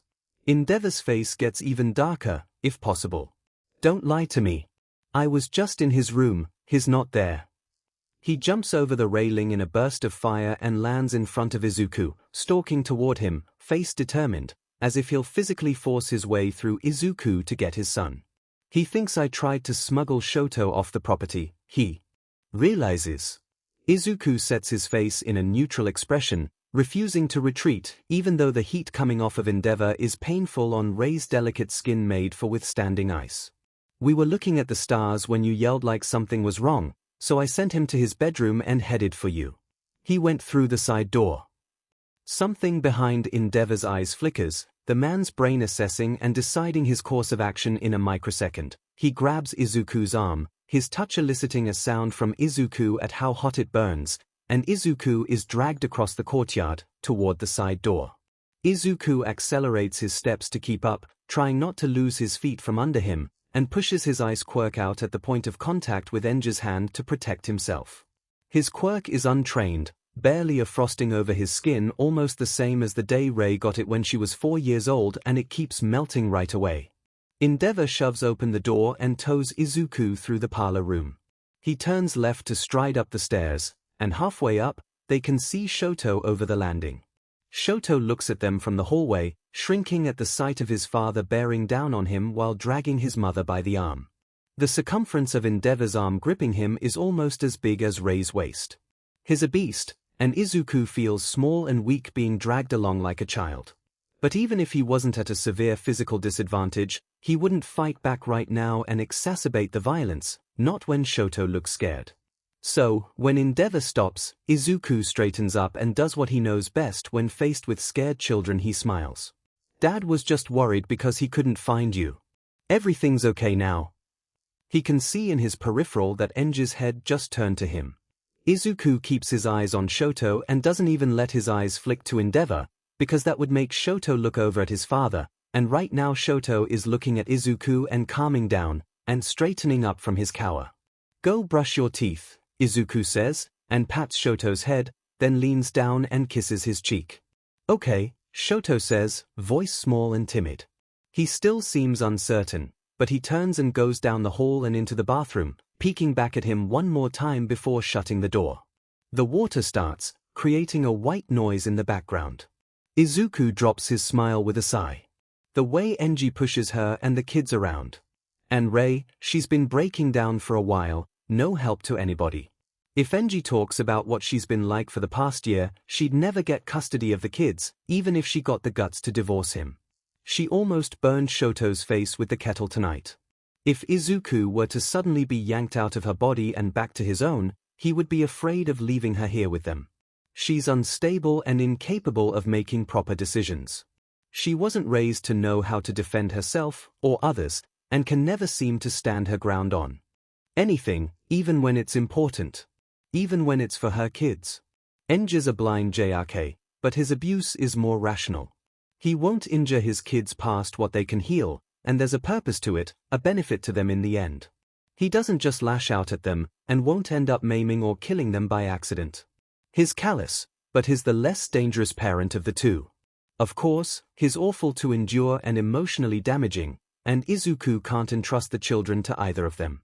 He needs to change things, to make this home safe for Shoto. He hopes his time in this body lasts long enough.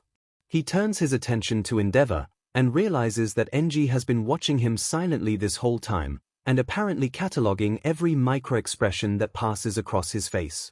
What are you up to, Rei? Izuku retreats and folds his arms, keeping them one with a red handprint on it out of Enji's reach. Just thinking.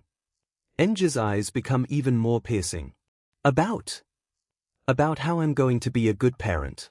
The best parent.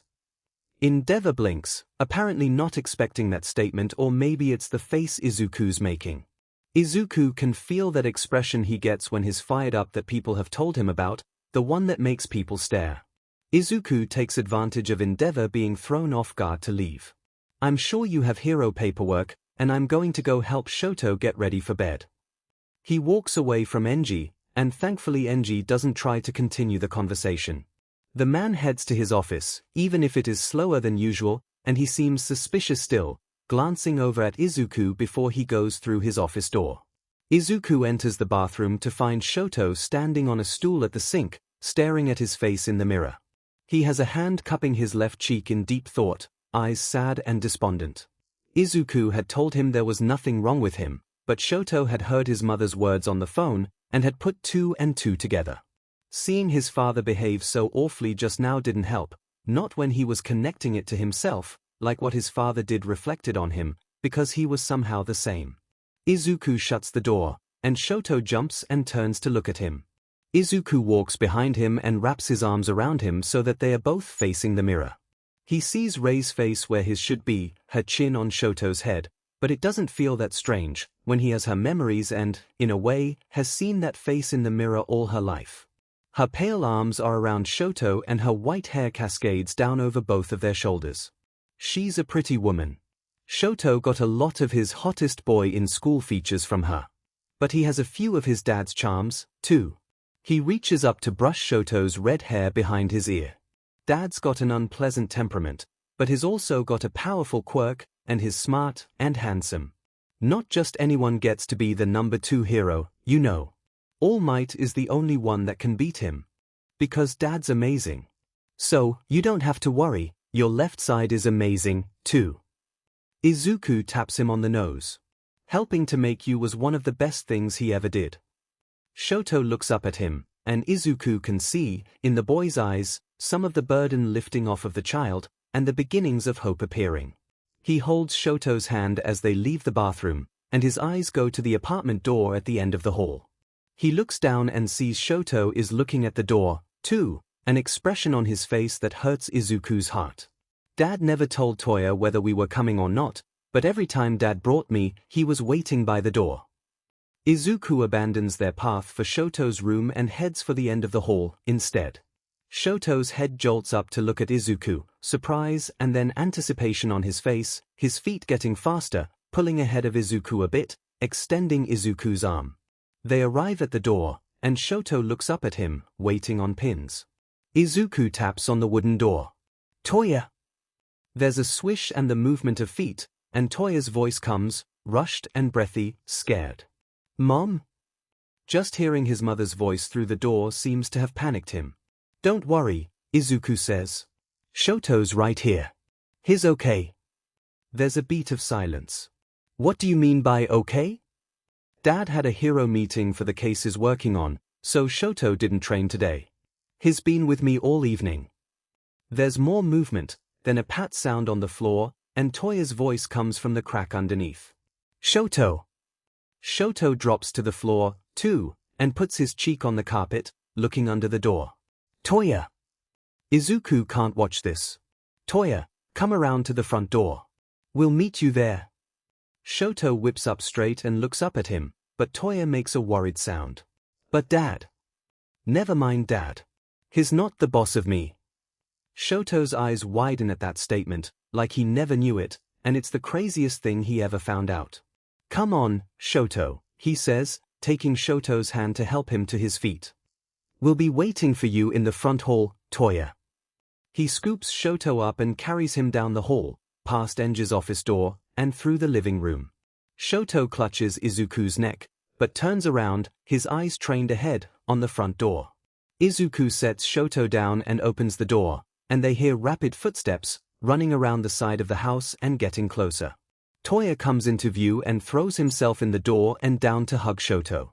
Enji's office door opens, and the man steps out and glares. What are you doing? Shoto shrinks into Toya, tucking his head under his brother's chin. Izuku steps in front of the kids, putting himself between them and Enji. Letting my child into my house. If you don't want a 279, then don't 283 me. Enji's face gets stuck, then, and whatever posturing was going to pour out goes right back down inside the man, changing his expression. The fact that Izuku referenced the law section numbers like he knows them is probably more what stalled Enji than the crimes that the numbers refer to. Before you say anything, we're just visiting for a few minutes, and then they're going to bed. No need to get involved, unless you want a good night hug. Enji folds his arms and frowns, staying to watch, obviously not intending to leave them unsupervised, but he doesn't say whatever's on his mind. He's pensive, and recognizes a puzzle when he sees one. Izuku expected as much from the man who had mentored him in his second internship in high school. But this puzzle was one he was going to have a hard time figuring out, since most of the pieces were invisible. Izuku turns to the kids. They are staring up at him. When Izuku leans down, Shoto throws his arms around his neck like he's a boy in an ocean, and Toya looks from Enji to his mother and back several times with a stunned face, but doesn't look comfortable saying his questions in front of Endeavor. Izuku follows Toya's gaze to Enji again, and the man is watching them with half of his attention, but the other half is typing something into his phone with a seriousness that piques Izuku's interest. Izuku wants to ask who is messaging at this time of night, but he knows Enji hates being asked unnecessary questions that are meant solely to slake someone else's curiosity, so he focuses on the kids. He wants to tell them that everything will be okay, but he suspects that will only raise more questions and worries in their minds, so he smiles and makes a more believable promise, something small to lift their spirits and hopefully let them sleep well tonight. I've been distant lately, but I'm going to be spending a lot more time with you kids from now on. Toya's brows jump up with curiosity. Izuku grabs them both and tucks their heads under his before Toya can say anything. We'll do something fun together tomorrow, I promise. He kisses both of their heads, then squeezes them. A ding makes Izuku look over and see Enji pulling his phone out and looking at it. The way Enji's face smooths out and lifts, Izuku knows he's satisfied with the response that he got. He turns back to the kids while Enji taps out a response on his phone. Help me tuck Shoto in bed, and then I'll come with you and tuck you into bed. Aizawa. Shota Aizawa stares, eyes half-hooded in exhaustion, at his incomplete essay. It's due in 2 days, and he keeps getting called to one emergency or another every time he tries to finish it. He won't complete his teaching degree at this rate. Graduating from UA was no walk in the park, but being a pro hero and a student in university at the same time is brutal. Why did he do these things to himself? He tilts his mug to look down at the empty bottom and finds it needs a refill. Oh, right. He wants to teach at UA, and he needs to pay for his supply of coffee while doing his degree. He sighs and puts his fingers to the keyboard. A ding sounds, and he turns his head to glare at his phone. He picks it up, resigned, and swipes. Open the screen. His eyes land on the heading of the email, and his expression slackens. That's not his agency contacting him. That's Endeavor Agency. Shota clicks on the email with a furrowed brow. The email isn't just from the agency, it's from the number 2 hero himself. Why is someone like Endeavor contacting someone like Shota? It's not logical. A job? Oh. He has a child and wants more security at his home. He wants the quirk erasure on the premises at night. He reads the terms of the contract, and it's hefty enough to make Shota blink and read it again. It's obvious Endeavor tailored the offer to ensure a yes, which means he specifically wants Shota's quirk and doesn't want to have to find someone else. He replies with an acceptance, because he's not going to turn down predictable hours and twice his current pay. He likes his current boss, but not that much. His sure razor will understand. Endeavor's response comes within 30 seconds, making Shota wonder if this is just Endeavor's natural efficiency, or if there's some reason for urgency. He supposes he'll find out soon enough. Izuku. Izuku strokes Shoto's hair. Are you tucked in right? Do you need anything? If you can't sleep or something, call for me. I'll come. Shoto looks up at that, surprise flitting behind his eyes. Enji locks Shoto's door every night, but Izuku can't be stopped by that. If I don't hear you, knock loud. You can use something to bang on the door so you don't hurt your knuckles. Okay. Good night. Izuku kisses his cheek. Toya leans down next and squeezes Shoto. They finally pull themselves away and leave. Izuku and Toya walk around the outside of the house, and Izuku stops under Shoto's window. Give me some light, Toya. Toya holds out a hand and makes a white flame, and Izuku sees his questioning face in the light that brightens up the area. Izuku looks around at the ground and finds the hole. He fills it with a couple of rocks, kicks dirt into it and flattens it out. There. One less nightmare to have tonight. Toya looks at him as if it's a weird thing to be concerned about, but doesn't ask any questions. Toya! Shoto's voice comes from above, and Izuku looks up. Shoto peeks out between the bars on his window. I'll see you tomorrow, Toya says, and gives a smile, but his eyes flick to Izuku and his smile falters, like he's silently asking, right? The kid has no certainty of being able to see his brother. It's out of his control and he doesn't know if his mother has the ability, either, despite her promise, and he looks worried about lying to Shoto.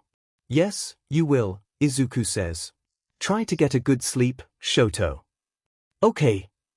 Izuku follows Toya to his bedroom door and hugs him, holding the back of his head to bring him close. Toya puts his arms around Izuku's ribs and hugs him back. His hair tickles Izuku's earlobe. He's only a few inches shorter than Rei now, and is strong, but still only a child. Thanks for letting me see Shoto, Toya says, like Izuku had sacrificed something. That's going to be the norm starting tomorrow. Your dad is not getting his way all of the time anymore.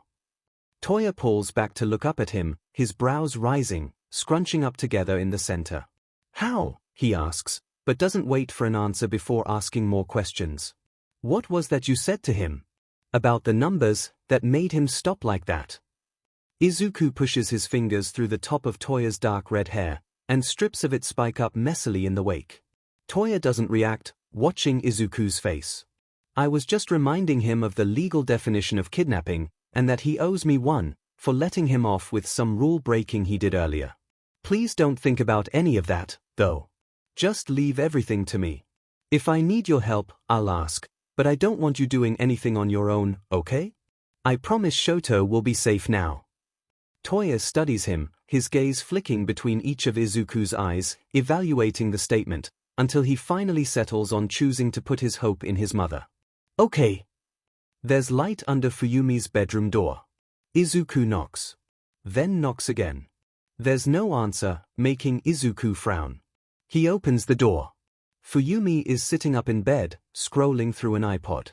She sees Izuku from the corner of her eye and jolts, yanking the headphones from her ears. The way she's staring, wide-eyed, at Izuku, he knows her heart is pounding. Her cheeks are flushing while the rest of her face is going pale. It looks uncomfortable. Just do as your father says, Rei had told her oldest children, wanting life with Enji to be as easy as possible, too afraid of conflict to make a stand for anything not crucial. She would have been upset to find Fuyumi risking Enji's anger by breaking his rule of no personal devices. As the moment draws out, Fuyumi gets close to tears, emotionally wringing herself into a knot. It's okay, Izuku says, in a soft tone. But I'm going through the content tomorrow, so make sure there's nothing inappropriate on it. Inappropriate.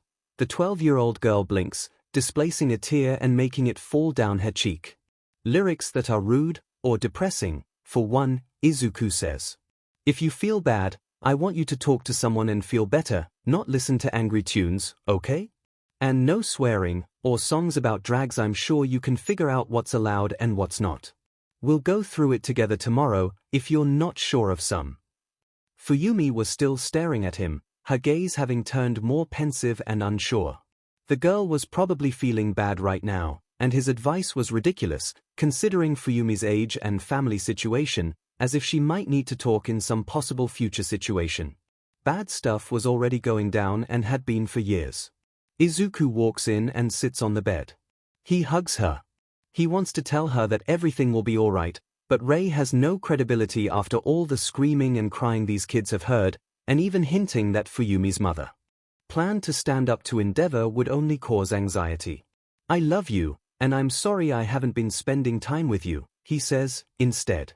I feel better, now, and I'm going to come every day. Fuyumi burrows into him, nodding her head against her mother's chest, arms wrapped around his waist. Hey, can I borrow it for a few minutes? Izuku asks. Fuyumi stares up at him for a moment, taken off guard, then lets him take the iPod. He takes it out into a playroom that is empty and does what he needs to do, then returns it to her. Natsuo is asleep. Izuku fixes his blankets around him and heads back to the main house. Aizawa. There apparently is some urgency, it turns out, because Endeavor asserts enough that he needs to come right now that Shoto sighs and leaves his home at 9:30 at night to be thrown straight into a job after being awake for 20 hours already. Endeavor's home office is the size of Shoto's whole apartment. The walls are a cherry wood, and his desk is big enough to match the room, but the desk seems smaller than it is when Endeavor is sitting at it. This is the first time Shoto has seen Endeavor in civilian clothes, or without fire obscuring his face, but the man has an intensity about him that makes him intimidating even in jeans and a button-down shirt. This is also the first time that Endeavor has ever spoken to him. Endeavor's home life is effed up, it turns out. My wife won't divorce me, because she's afraid she won't get custody of the kids.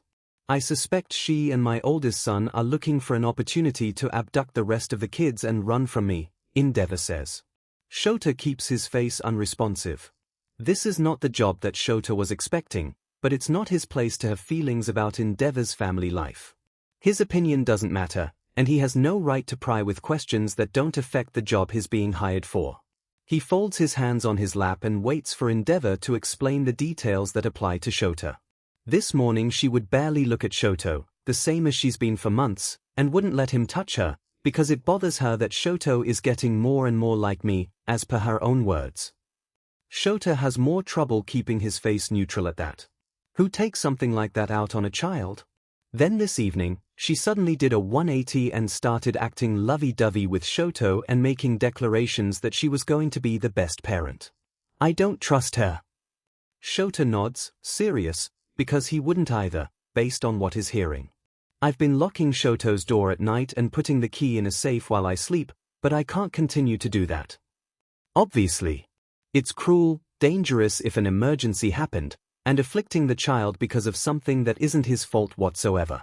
Also, 283, a parent keeping a child from another parent. You can't lock a mother out of her child's room without proof of legal cause, Endeavor. Shoto could understand why he did it, but Endeavor was going to get himself in trouble if it came up with authorities and he couldn't defend his actions well enough in court. He doesn't say any of that, though. Endeavor continues. Shoto is the baby of the family, and has always been spoiled.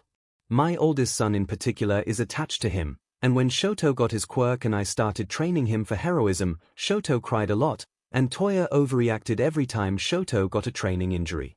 His mother wanted me to stop training him. The fact that I haven't has created an unsurpassable divide between us. It's something that we'll never agree on. Rei is weak, and she wants to raise my children to be weak, and I won't allow it. Shoto doesn't know what to say to that. From his point of view, it's simple. Does the kid want to be trained, or not? But while it would be punishable by law to detain and force someone to train, that's just considered responsible parenting when it's your kids that you're forcing. Endeavor has the right to train his son if he thinks that's what's best. The mother is the only one who could legally have a say in it, and even she can't ask authorities to help her make him stop. There's essentially nothing anyone can do against Endeavor's choice. Endeavor takes a picture out of his drawer and puts it on the desk. It's a family photo. This is Toya, Endeavor says, pointing to the red-haired boy. He's standing as close to his mother, who is sitting on a chair, as he can get, even leaning over her slightly, and his fingers are laced with the child's that is sitting on his mother's lap, who must be Shoto. The two-tone little boy has his head turned and tilted up, looking at Toya, while Toya is looking at the camera. A girl is on the other side of the mother, smiling enthusiastically like she's wholeheartedly trying to support this photo shoot, and a white-haired boy is standing in front of the girl, his smile showing a gap in his front teeth where he's missing two of them, a head and a half shorter than her. Endeavor is behind the girl, his arms crossed, like he's on a magazine cover rather than posing for a photo with his family. He's not smiling. Here's the main reason that I chose you, because I need night security who can stop him from using his fire, and restrain him before an outburst or attack gets out of hand. I sent him and the other two to the West Wing to be watched over by a nanny. He's never been violent before recently, but with Shoto involved, Toya is swayed too much by his emotions, and I can't rule out the possibility that he may try to take Shoto and run away with him on his own. Shoto looks at Endeavor, then back down at the boys in the photo. They look like angels, but he knows they're going to be problem children, because he already wants to adopt them out of their situation, and he hasn't even met them. Shoto should just decline the job and go home. He doesn't want to deal with children whose lives he has no say over. It's too difficult to stand by and be helpless, but he also can't turn this job down now that he's seen their picture and heard their troubles. He crosses his arms and burrows his chin in his capture weapon. I'm not doing any overtime, he says. When 6am comes, I'm leaving, and anything that happens here after that is not my problem. Izuku. When Izuku returns, Endeavor's office door is closed. Izuku pauses at the guest room where Rei has been sleeping to get away from Endeavor at night, but ultimately passes it by and heads for the master bedroom. If he avoids Enji, Then what good will he do? He pushes the door open and walks inside. He goes to the dresser and pulls out one of Enji's old t-shirts. The fact that it says UA on it comforts Izuku. Enji walks in a few minutes later, a flicker of surprise in his eyes as he sees Izuku, but other than that, his face hardly changing. "I'm not afraid of you anymore," Izuku says, both a statement and an explanation to Enji's silent look. "Good." The cowardliness was unbecoming, Endeavor says, with his usual bedside manner, and goes about undressing for bed. Izuku has known Endeavor for years, though, and most of them were after his vow to be a good father, so the words don't hit him the way they might have hit Rei. He knows Enji cares, underneath it all, even if he himself doesn't fully realize the extent of it yet, or know how to show it. He flops onto Rei's side of the huge bed that could fit 3 more people and hugs his pillow, on top of the covers, because Rei's body likes the cold. Endeavor lifts the covers and gets under them on his side, snapping them over himself with his usual efficiency, all 3 of them, and Izuku chuckles at watching the huge guy bury himself under so many. "What?" "Nothing." Izuku closes his eyes and concentrates on going to sleep, a skill that, like his old sensei Aizawa, he'd had to learn to do at any time, under any circumstances, in order to survive. Aizawa. Shoto sits cross-legged against the wall beside Shoto's room and works on his essay on his phone. The house is quiet, and now that he quit his other job, nobody is going to call him, and it's a relief. Then there's a tap-tap on the door next to him, hardly loud enough to be heard, and a child's voice says, "Mom." There's no way anyone not standing next to the door would hear it through the solid wood. Shoto gets to his feet and turns the knob, easing the door open so he doesn't hit the child. The youngest Todoroki looks up at him, wide-eyed. Shoto drops to sit on his heels, so he's not towering over and intimidating the kid. "Do you need something?" he asks. I just want Mom." "She's asleep. Can I help?" "I work for your dad," Shoto says, to reassure the kid. Shoto jolts and moves away from him. He shakes his head and runs back to his bed, jumping into it and pulling the covers over himself. Shoto rises to his feet, frowning. He considers the conundrum for a moment. "Do you want a glass of water?" Shoto shakes his head again. "Are you okay?" "Ah. You going to go back to sleep now?" "Yes." His voice is barely audible. Shoto feels bad for scaring the kid, but he's in bed and he's behaving, and Shoto doesn't want to wake up his parents in the middle of the night if nothing is wrong. "All right. Sleep tight." Shoto closes the door and resumes his place beside it. Within moments, he hears sniffles and unhappy little sounds. The kid is crying now. That can't be ignored. Shoto slides his phone into his pocket and walks to Endeavor's door and knocks. "Mrs. Todoroki, Shoto is asking for you." He barely has the words out before the door is whipping open and there is the woman from the photograph, in nothing but a ratty UA t-shirt that reaches her knees and was probably Endeavor's by the size, eyelids fighting to blink away sleep. She stares at him for a moment, then rubs her eyes and looks at him again. What?" she asks, seemingly at a loss for more words. Her eyes roam over him and stare at his face. Then her eyes go to Shoto's door, and she seems to toss him from her mind, rushing past and pushing into Shoto's room, following the crying. Endeavor makes a grumpy sound and rolls over in bed, going back to sleep it seems, which is fair. This is why he hired Shoto, to watch over the night so he could sleep with Shoto's door unlocked and avoid consequences for breaking the law. Shoto moves a few steps over in the hall to get an angle that he can see into the little boy's room. He's sitting up and leaning into his mother, arms clasped around her ribs, shaking and crying. "What's wrong?" Mrs. Todoroki asks, an arm around him and a hand stroking his hair. Shoto's voice stutters several times with his sobbing. "I thought Dad wasn't going to let you come." Shoto tenses, reminded that Endeavor sent Shoto's siblings to another part of the house. It's clear the kid has anxiety about being separated. Unfortunately, it's not illegal, and besides mentioning his opinion to Endeavor, there isn't a DMN thing Shoto can do about it. He shouldn't have taken this job. "Aizawa." Mrs. Todoroki pulls Shoto into her lap, tucking him into her as close as she can, and rocks him. "It's okay. I'm here," she says. The kid is traumatized, that much is obvious. Shoto has a bad feeling in his stomach. Shoto steps into the doorway, folding his arms. Sorry. It's my fault. He asked for you, and I tried to appease him myself instead. I should have just gotten you right away. Mrs. Todoroki looks at him, and Shoto isn't sure what to make of the look in her eyes. She has questions, he can tell that much, but there's also something else in her expression, like she's getting more information from observing him than there should be available. Your husband hired me a few hours ago for night security, he says, explaining. My name's Shoto Aizawa. I see. He can hear the thinking in her voice, can see the gears turning behind her eyes, as if slotting information together. Enji did something good, she says, as if surprised to find out. Her husband did something worth approval and pleased for it. Shoto pps his head in question, but she turns to Shoto.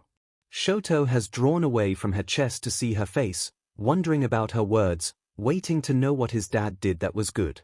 This is Eraserhead, she says, to her son, stroking the child's hair behind his ear, and something inside Shoto startles at hearing his hero name. Since when do people know Eraserhead? He's one of my favorite heroes. Favorite? His quirk is super cool. He can look at someone and turn their quirk off. Even All Might could lose a fight if Eraser used it on him. That's not technically true, but he has no idea how strong All Might is without his quirk, and that's if he could even see All Might coming, so it's only a possibility in the strictest sense of the word. But Eraser is really nice. You don't have any reason to be afraid of him, okay? He's only here to protect you. Shoto puts effort to not show his surprise at the well-informed but overly generous introduction, and turns his attention to the boy. Nice to meet you. Shoto presses his forehead against his mother's neck, curling into her, but his eyes can be seen peering up at Shoto from under Mrs. Todoroki's jaw. Nice to meet you, he says, low and shy. Endeavor had described the boy as spoiled, which made Shoto think of tantrums and refusals, but Shoto seems to want to please and obey so far. He tried to do what was wanted of him, even when he was scared or uncomfortable. Even when the kid had been crying, it had seemed genuine and personal, not in any way trying to get attention, not to mention the way he had tapped on the door and called his mom in such a tiny voice. Now Mrs. Todoroki turns to her son with a serious expression. Listen, Shoto, when I told you that no one but All Might could beat Dad, I only meant on the Billboard ranking that we watch on TV, and only by the heroes currently competing, she says. That something inside Shoto lurches to attention again, horrified that she's about to tell Shoto that Eraser can win against the boy's father. Endeavor is in the other room and can possibly hear this. If Dad and I fight, I'll win, Mrs. Todoroki says. Okay, that sentence went a completely different way than he was expecting. Shoto looks at his mom, eyes widening as his brows go up, but it's calming the kid down. Mrs. Todoroki's expression is so unwavering when she says it, like it's a fact, that even Shoto's gut reaction is to think she must have some way to back up her words, so he can't blame the boy for believing her without any explanation, regardless of how powerful his father is. Shoto has no reason to think so, other than the look on Mrs. Todoroki's face right now, which is frankly riveting, but that look is enough to convince him that Endeavor may be in more trouble than the man realizes. Shoto never usually meets new people. The few times in his life where he was introduced to someone, they commented on him like he was an object, or moved on without paying attention to him, focusing on adult talk. Eraserhead looked at him fully, like he was really seeing him and paying attention to him, and that was overwhelming. He didn't know what to say to someone who was so special that they were one of his mom's favorite heroes. He hadn't even known that his mom had a favorite hero. And she said he could go up against All Might. And then Mom said something even more amazing. If Dad and I fight, I'll win. Mom had never looked at him like that before. All the times Dad had pushed her or made her cry jumped to his mind, but Mom didn't look like that at all now. She didn't look sad or afraid. Something had changed, and even though Dad was huge and strong, Shoto couldn't help believing her when she looked at him like this, like she was strong, too. His mind conjures different scenes, trying to imagine what a fight that his mom won against his dad could possibly be like. Come on, let's get you back to sleep, Mom says, and lays down, her arms around him and taking Shoto down with her. I'll tell you a story, she says. The tale she weaves distracts him from his spinning thoughts, though they still hover in the background. Shoto falls asleep to the sound of her voice and the sensation of her fingers stroking through his hair, and he feels better than he has in a long time. Izuku. It'd be nice to take Shoto to bed with him, but he doesn't want to risk Enji saying anything emotionally damaging, so he stays in Shoto's room until Shoto is asleep, and then creeps out of the small bed, past Eraser with a quiet nod, and back to his own with endeavor. He doesn't bother being quiet once he's back in the room with the door closed, dropping onto the bed and bouncing it, and it doesn't take much for Enji to wake and look at him with one glaring eye, his hair sticking up and his face groggy. Next time, I'm bringing Shoto to bed with me.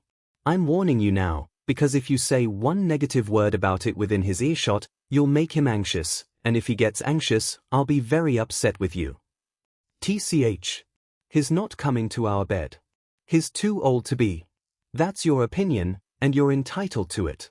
But if you say it to him, you'll scare him, and I'll be furious. Proceed with that knowledge as you will. Enji just glares at him and rolls over, not bothering to answer, like sleep is more important. Izuku didn't expect him to back down, so he's not surprised, but he'd had to say it. Someone had to start telling Enji these things and planting the seeds of these ideas in his head. He'll have to be careful not to let Shoto get touched by this. Simply knowing that an alarm is set for a certain time always makes Izuku wake up before it can go off. He knew Enji's clock was set for 4 a.m., so he's not surprised when he blinks groggily and sees digital numbers saying 3. Izuku rolls off the bed. Working out in the morning is a habit he's accustomed to, and being Rei is not going to change. His routine. He's still a hero, and there are still people that need saving. Having this wimpy female body with an as yet untrained quirk is a slight setback, but he'll train it up, just like he did his own wimpy body before going to UA. He goes to the dresser and takes out a tank top and sweatpants. The clock changes to 3, Enji usually wakes up before it, but getting to bed later and having his sleep interrupted seems to have thrown him off. Izuku pulls on his clothes. The alarm starts blaring. Enji's eyes snap open, then dart to Izuku. Enji's arm reaches and lands on the alarm clock without looking away from him. He seems startled at being woken by his clock, which probably hasn't happened in a long time, but then that recedes. You're not going to stay in bed and cry? TCH, Izuku says. He may have spent too long around Ground Zero and picked up a habit, but Enji did it to him first. He pulls Rei's hair up into a ponytail and bands a hair elastic around it. Shut up, Enji, he says, without heat. I'm starting my training today. Silence meets this declaration, though Enji's face is doing some things. It's going to be a beach, isn't it? Izuku comments, mostly to himself, looking in the mirror at Rei's figure and opening his hand and pushing out a pathetic amount of cold that condenses the air white like a breath in winter. He could make some ice, but even making cold air seems to take about a quarter of his energy output abilities. If you do it right, Enji says, watching him while moving out of the bed to get his own clothes on. I'll do it right, Izuku assures, in a tone of resolve. No one could ever accuse him of lacking dedication, not even when standing next to Endeavor. Enji stares, as if trying to figure out something that doesn't fit. Eraser is in the hallway, the same as Izuku had left him. He looks so young, and tired, and stoic, but his skin is smoother, no scars, face shaven. His Izuku's age, or the age he used to be. Izuku is also Rei now, who is 30, and he has memories as if he's lived both lives, which is a lot more years when combined. Does that make him mentally 51 years old? He still feels young, even if he has more information at his fingertips. If Shoto wakes up, please bring him to me in the training room, he says. Okay, Mrs. Todoroki. Eraser nods to him, and even if he doesn't make much expression, Izuku knows him well enough to see that he's paying attention and making his own deductions about this house and its occupants, and he knows that Eraser will protect Izuku's kids in the end. Izuku nods back with a small, appreciative smile, and turns and heads to the training room. He thought he felt weak dragging his first tire on Dagobah Beach with a nerdy middle schooler's body. This is like going back to elementary school strength. He struggles to try to pull himself up into a chin-up, and it's like his blood is all trying to push up into his face and his arms are shaking. Endeavor is doing his own training. While watching him, and Izuku can see the gears turning in the man's eyes. Izuku can't do any chin-ups, not even one, but trying still breaks down his muscles, and that means progress, so he keeps struggling and pulling himself up anyway, even if he is mostly just holding himself halfway up toward the bar, until his muscles give out and is forced to drop and land on his feet in Rei's white running shoes. He shifts to the floor to do sit-ups, already panting. "Square your elbows," Endeavor says, and Izuku's elbows flare out without a pause, continuing the sit-up smoothly. He's used to taking direction, and is frankly glad for the reminder. He's not used to a body so weak that it tries to compensate for doing a sit-up. Actually, he's used to being too strong for a simple sit-up to be a viable exercise anymore. "Thanks," he says, not looking over as he continues. Rei is better in this area. He manages to do 40, which is more than he thought she'd be able to do. He goes back to the chin-up bar and forces his arms to try again, because he won't be satisfied until Rei's muscles are torn all the way down. He's too impatient to get strong again to leave any opportunity untaken. He's going to do it as fast as possible. After 4 to 5 minutes, his legs are wobbly like jello, he's sweaty, his mouth is dry, and he wouldn't be surprised if he fell on his face trying to walk down the hall to the shower. "Not bad," Endeavor says, apparently too affected by his wife's determination to not say anything. "I didn't think you had it in you." "Thanks," Izuku says, because he doesn't want to ignore Enji saying something to Rei that's actually kind of nice, but he leaves without another word. Working out is so normal a thing to Izuku that it doesn't feel like a compliment that means anything. He hasn't done anything special. If Rei had been the one to get up in the morning and do it, that would be a miracle, but he's just Izuku, number one hero of another life, who's been working out like his life depended on it for over 8 years now. Enji does the same thing. He gets to the bathroom and showers, scrubbing his hair, only a passing thought of the strangeness of having a woman's body, because Rei's memories buffer everything in familiarity. He's scrubbed down this body thousands of times before, and also hasn't, like with everything else about Rei. He goes around the outside of the house to the apartment, his legs still rubbery. Ichi answers, but it's only 5 a.m., and the kids are still sleeping. He tells her to send them over for breakfast at the main house at 6. He returns to Shoto's room, giving Eraser a nod and studying him in passing, feeling both fond and worried at how tired he looks, plans of how to take care of his old, young, sensei running in the background of his head. He carefully opens the door and sees Shoto limp on the bed, his head slightly to the side, breathing softly, still fast asleep. It's wonderful to look at the little boy's porcelain skin, unblemished by the scar that Izuku had always known on Shoto. He won't be over that for a while. He sits on the edge of the bed and leans down and kisses Shoto's forehead, and Shoto's eyes flutter open. A smile rises to Izuku's lips as he looks down at Shoto blinking out of sleep, cute and must. Shoto's hands reach for him and he's rising off the bed to get closer and clutch, like he always does, but then his movements turn stiff and his hands grip Izuku's shirt tightly, tension in the little boy as he looks at the window, at the morning light streaming inside. Shoto doesn't ever look forward to new days. His mornings and afternoons have been unpleasant, at best, ever since he got his quirk and began school lessons and quirk training. An hour in the evening watching TV is the only time the kid gets to himself, and for the past few months, his mother has been shooing him away and wouldn't even cuddle with him, so he's been sad and alone during that time, too. Izuku's smile falls, and he strokes Shoto's head and pulls him close, curling over him to wrap him as much as possible in his own body. "I'm going to come to your studies with you today. Would you like that?" Shoto clutches him harder, but his face is troubled. He doesn't say anything. Izuku frowns and strokes Shoto's hair back from his forehead. He doesn't like the look on Shoto's face, but doesn't press, intending to see everything about Shoto's schooling for himself today anyway, and instead distracts him. "What do you want for breakfast? Choose anything you feel like."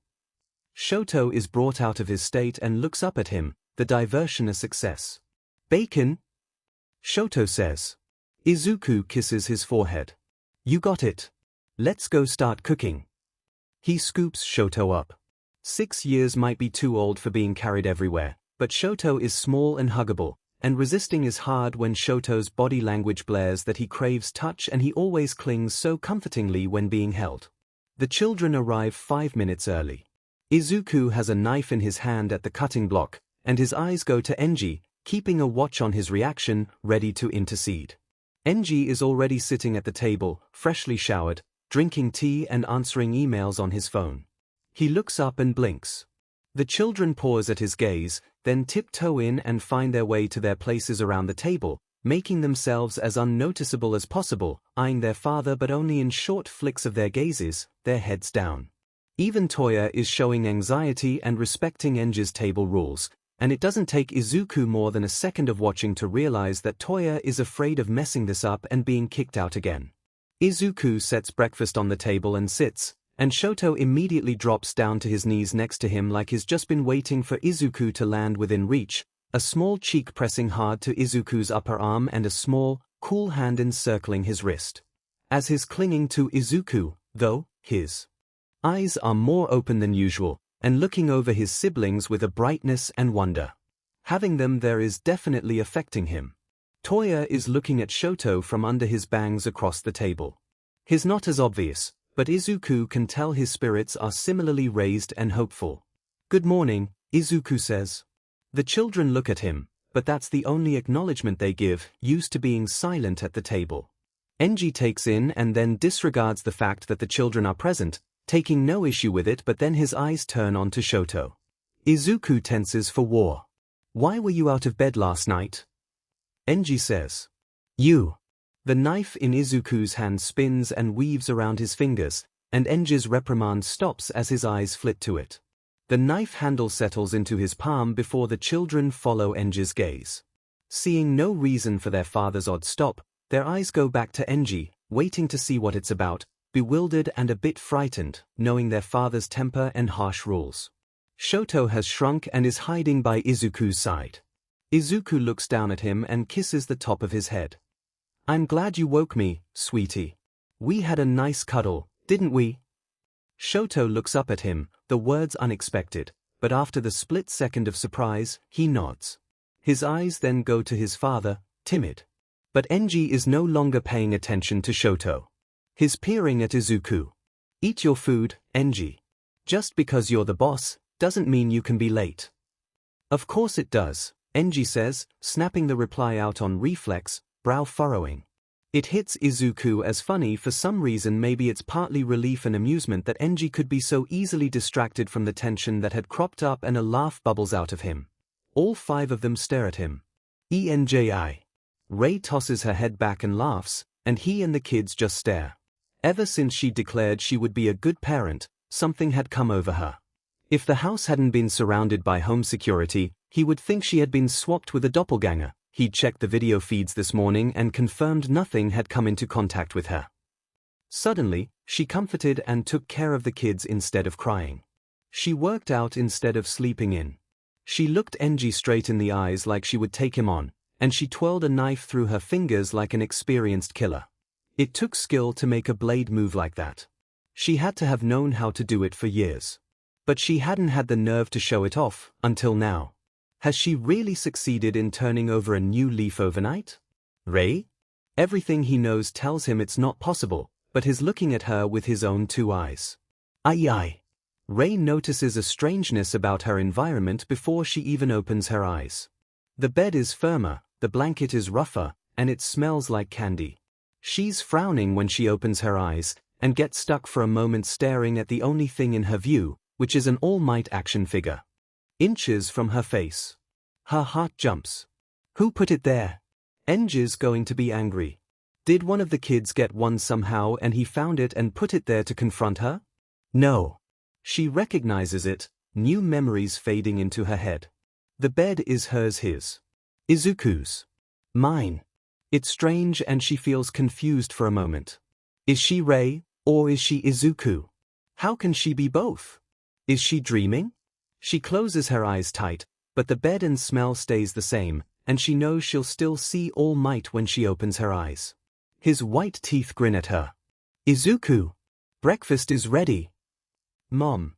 Her other mom, the one that belongs to her small, green-haired boy self. Boy. She's a boy. Rei hops out of bed and runs to the bathroom across the hall, leaning up on tippy toes to stare with wide, blinking eyes into a freckled, little boy face. I'm a boy. She feels breathless with the realization. She's not a wife anymore. She doesn't have a father anymore. It's just her and her single mom. It's like a dream come true. Izuku? Are you awake? Yeah, Mom. I'll be right there. Mom. Green hair like her, gentle and would never hurt her. Plays All Might games and puts up with watching All Might videos over and over for her. Mom is safety and fun and happiness. She loves Mom. Rei goes back to her bedroom and opens drawers, changing out of All Might pajamas. Everything in the room is All Might themed. It makes it feel like an ninja-free safety zone, and into blue shorts and a white shirt that has All Might's face on it. Quirkless. I'm quirkless. It doesn't matter to Rei, she never uses her quirk anyhow, but this is something that greatly distressed her in her Izuku past and resulted in bullying by some of the bratty 6-year-olds at his school, and he has some rotten teachers, too. There are a lot of hero aspirations in her head, but she discards them immediately. The last thing she wants to be is a hero. It takes a few minutes, disoriented by all of the new memories and confusion of having two selves, for her to start really wondering how she got like this. It's not normal for 30-year-old mothers to become the 6-year-old children of random strangers. What about her kids? Not that her being there did them any good. Nothing has changed for them with her gone. If anything, she was a burden to them. Still, she needs to find out what's going on with them. She goes out to the kitchen. Mom sets a plate on the table, and Rei falls onto her, hugging her tightly around the waist and burrowing into her stomach. It's comfortable and comforting. Mom is soft, and holds her and rubs a hand through her hair. Mom squeezes her, then says, "Hop up and eat before it gets cold." Rei does as she's told. The food is delicious, like always. Time to go. Here's your lunch, Mom says, sliding it into Rei's backpack. I don't want to go to school. Mom stops what she's doing, startled, and turns and looks down at Rei. Why not, Izuku? Izuku never told his mom about his bullies. Rei doesn't understand. That. She'd always told her mother everything. Even if her mother couldn't do anything about it, it was one of the only things that kept Rei together, being able to talk to her mother and get sympathetic noises in return. How could Izuku survive bottling everything up inside and never telling a soul? The kids are mean to me. Kaken hurts me, and the teachers let him, and get mad at me if I cry. Having said her piece and gotten an aghast look from his mother, Rei turns and picks up the All Might backpack and slips it over her arms, because the woman has to go to work, so Rei will have to go to school today anyhow, but the woman grabs her up and squeezes the breath out of her. Oh, Izuku! Why didn't you tell me? Rei checks his memories for the answer, then says, I didn't think you could do anything about it, and I didn't want to disappoint you. The woman's eyes go wide in horror, and then she bursts into tears and constricts Rei's breath again. She wasn't expecting it, but at the same time, it seems normal, because a bunch of memories of his mom crying over any emotional thing come up from her Izuku side of her brain in response. Mom takes her by the hand and walks her to Kaken's house. Mitsuki beaches out Kaken and grabs him by the back of the shirt when he tries to leap at Rei and explode her for telling on him. Mitsuki makes Kaken go to school and then babysits Rei while Izuku's mom is at work. She cooks for her and spoils her with sweets and tells her to pick any of Kaken's toys that she wants and she can have them. Rei takes his All Might action figure and trading cards, because she knows they're his favorite, and a couple of comics, because there's something she can do that isn't playing pretend with kids' toys. The brat deserves whatever punishment Aunt Mitsuki gives to him. Rei has scars from that explosion quirk. He was going to grow up to be like Enji, or worse. Mom didn't go to work, though. She went to Izuku's school, and she comes back only 2 hours later. Mom smiles, but Rei can tell that underneath it, she's angry. So, you'll be suing? Mitsuki asks. Oh, yes. Good. Rei stands there and stares up at them, in awe. These women are nothing like her mother. Uncle Masaru wouldn't dare say or do the things that Enji or her father do. Rei wants to be like these women. I already took Izuku out of the school and I have an appointment to enroll him in a new one. Let's go, Izuku. Rei looks over at the building they're approaching, then jerks her head to look a second time, eyes wide. This is my new school. Yes, Mom says. And if anyone bullies you again, You tell me right away this time, okay? Rei is still staring. She's only been here a couple of times, on her children's first days as they became of age to attend. She's going to school with her kids. Mom takes her hand and leads her inside. She sits on a chair and quietly waits while her mom does the paperwork, and then a teacher comes to take her from her mom and escort her to class. It's grade 1, so she's set at a desk amongst a bunch of 6-year-olds, and 5 plus 7 is the hardest work she's given. Then it's recess, and they are freed. She follows the mob of kids outside. She stands by a swing set and scans the playground. The school is a private institution that takes ages from kindergarten all the way up to grade 9, so there are all sizes of kids running around, walking on the field, or chatting in preteen groups. 3 of her children are here somewhere. A rock skitters by her feet and she pivots to see a boy scowling at her. Hey! Are you deaf? We're playing heroes and we need a villain. You're going to be the villain. I'm not playing, she says. The boy points at her and his eyes scrunch almost shut as he tips his head back and yells, "Get the villain." There are yells like war cries, "This is ridiculous, heroes don't act like this," and Rei is suddenly facing a mob of children running at her and they are bigger than her. Children are terrifying from this point of view. They're like overgrown crazy people. She spins, her heart jumping into her throat, and runs. She heads straight for a teacher whose back is turned as she cares for some other child, but then she sees a head of dark red hair and changes course.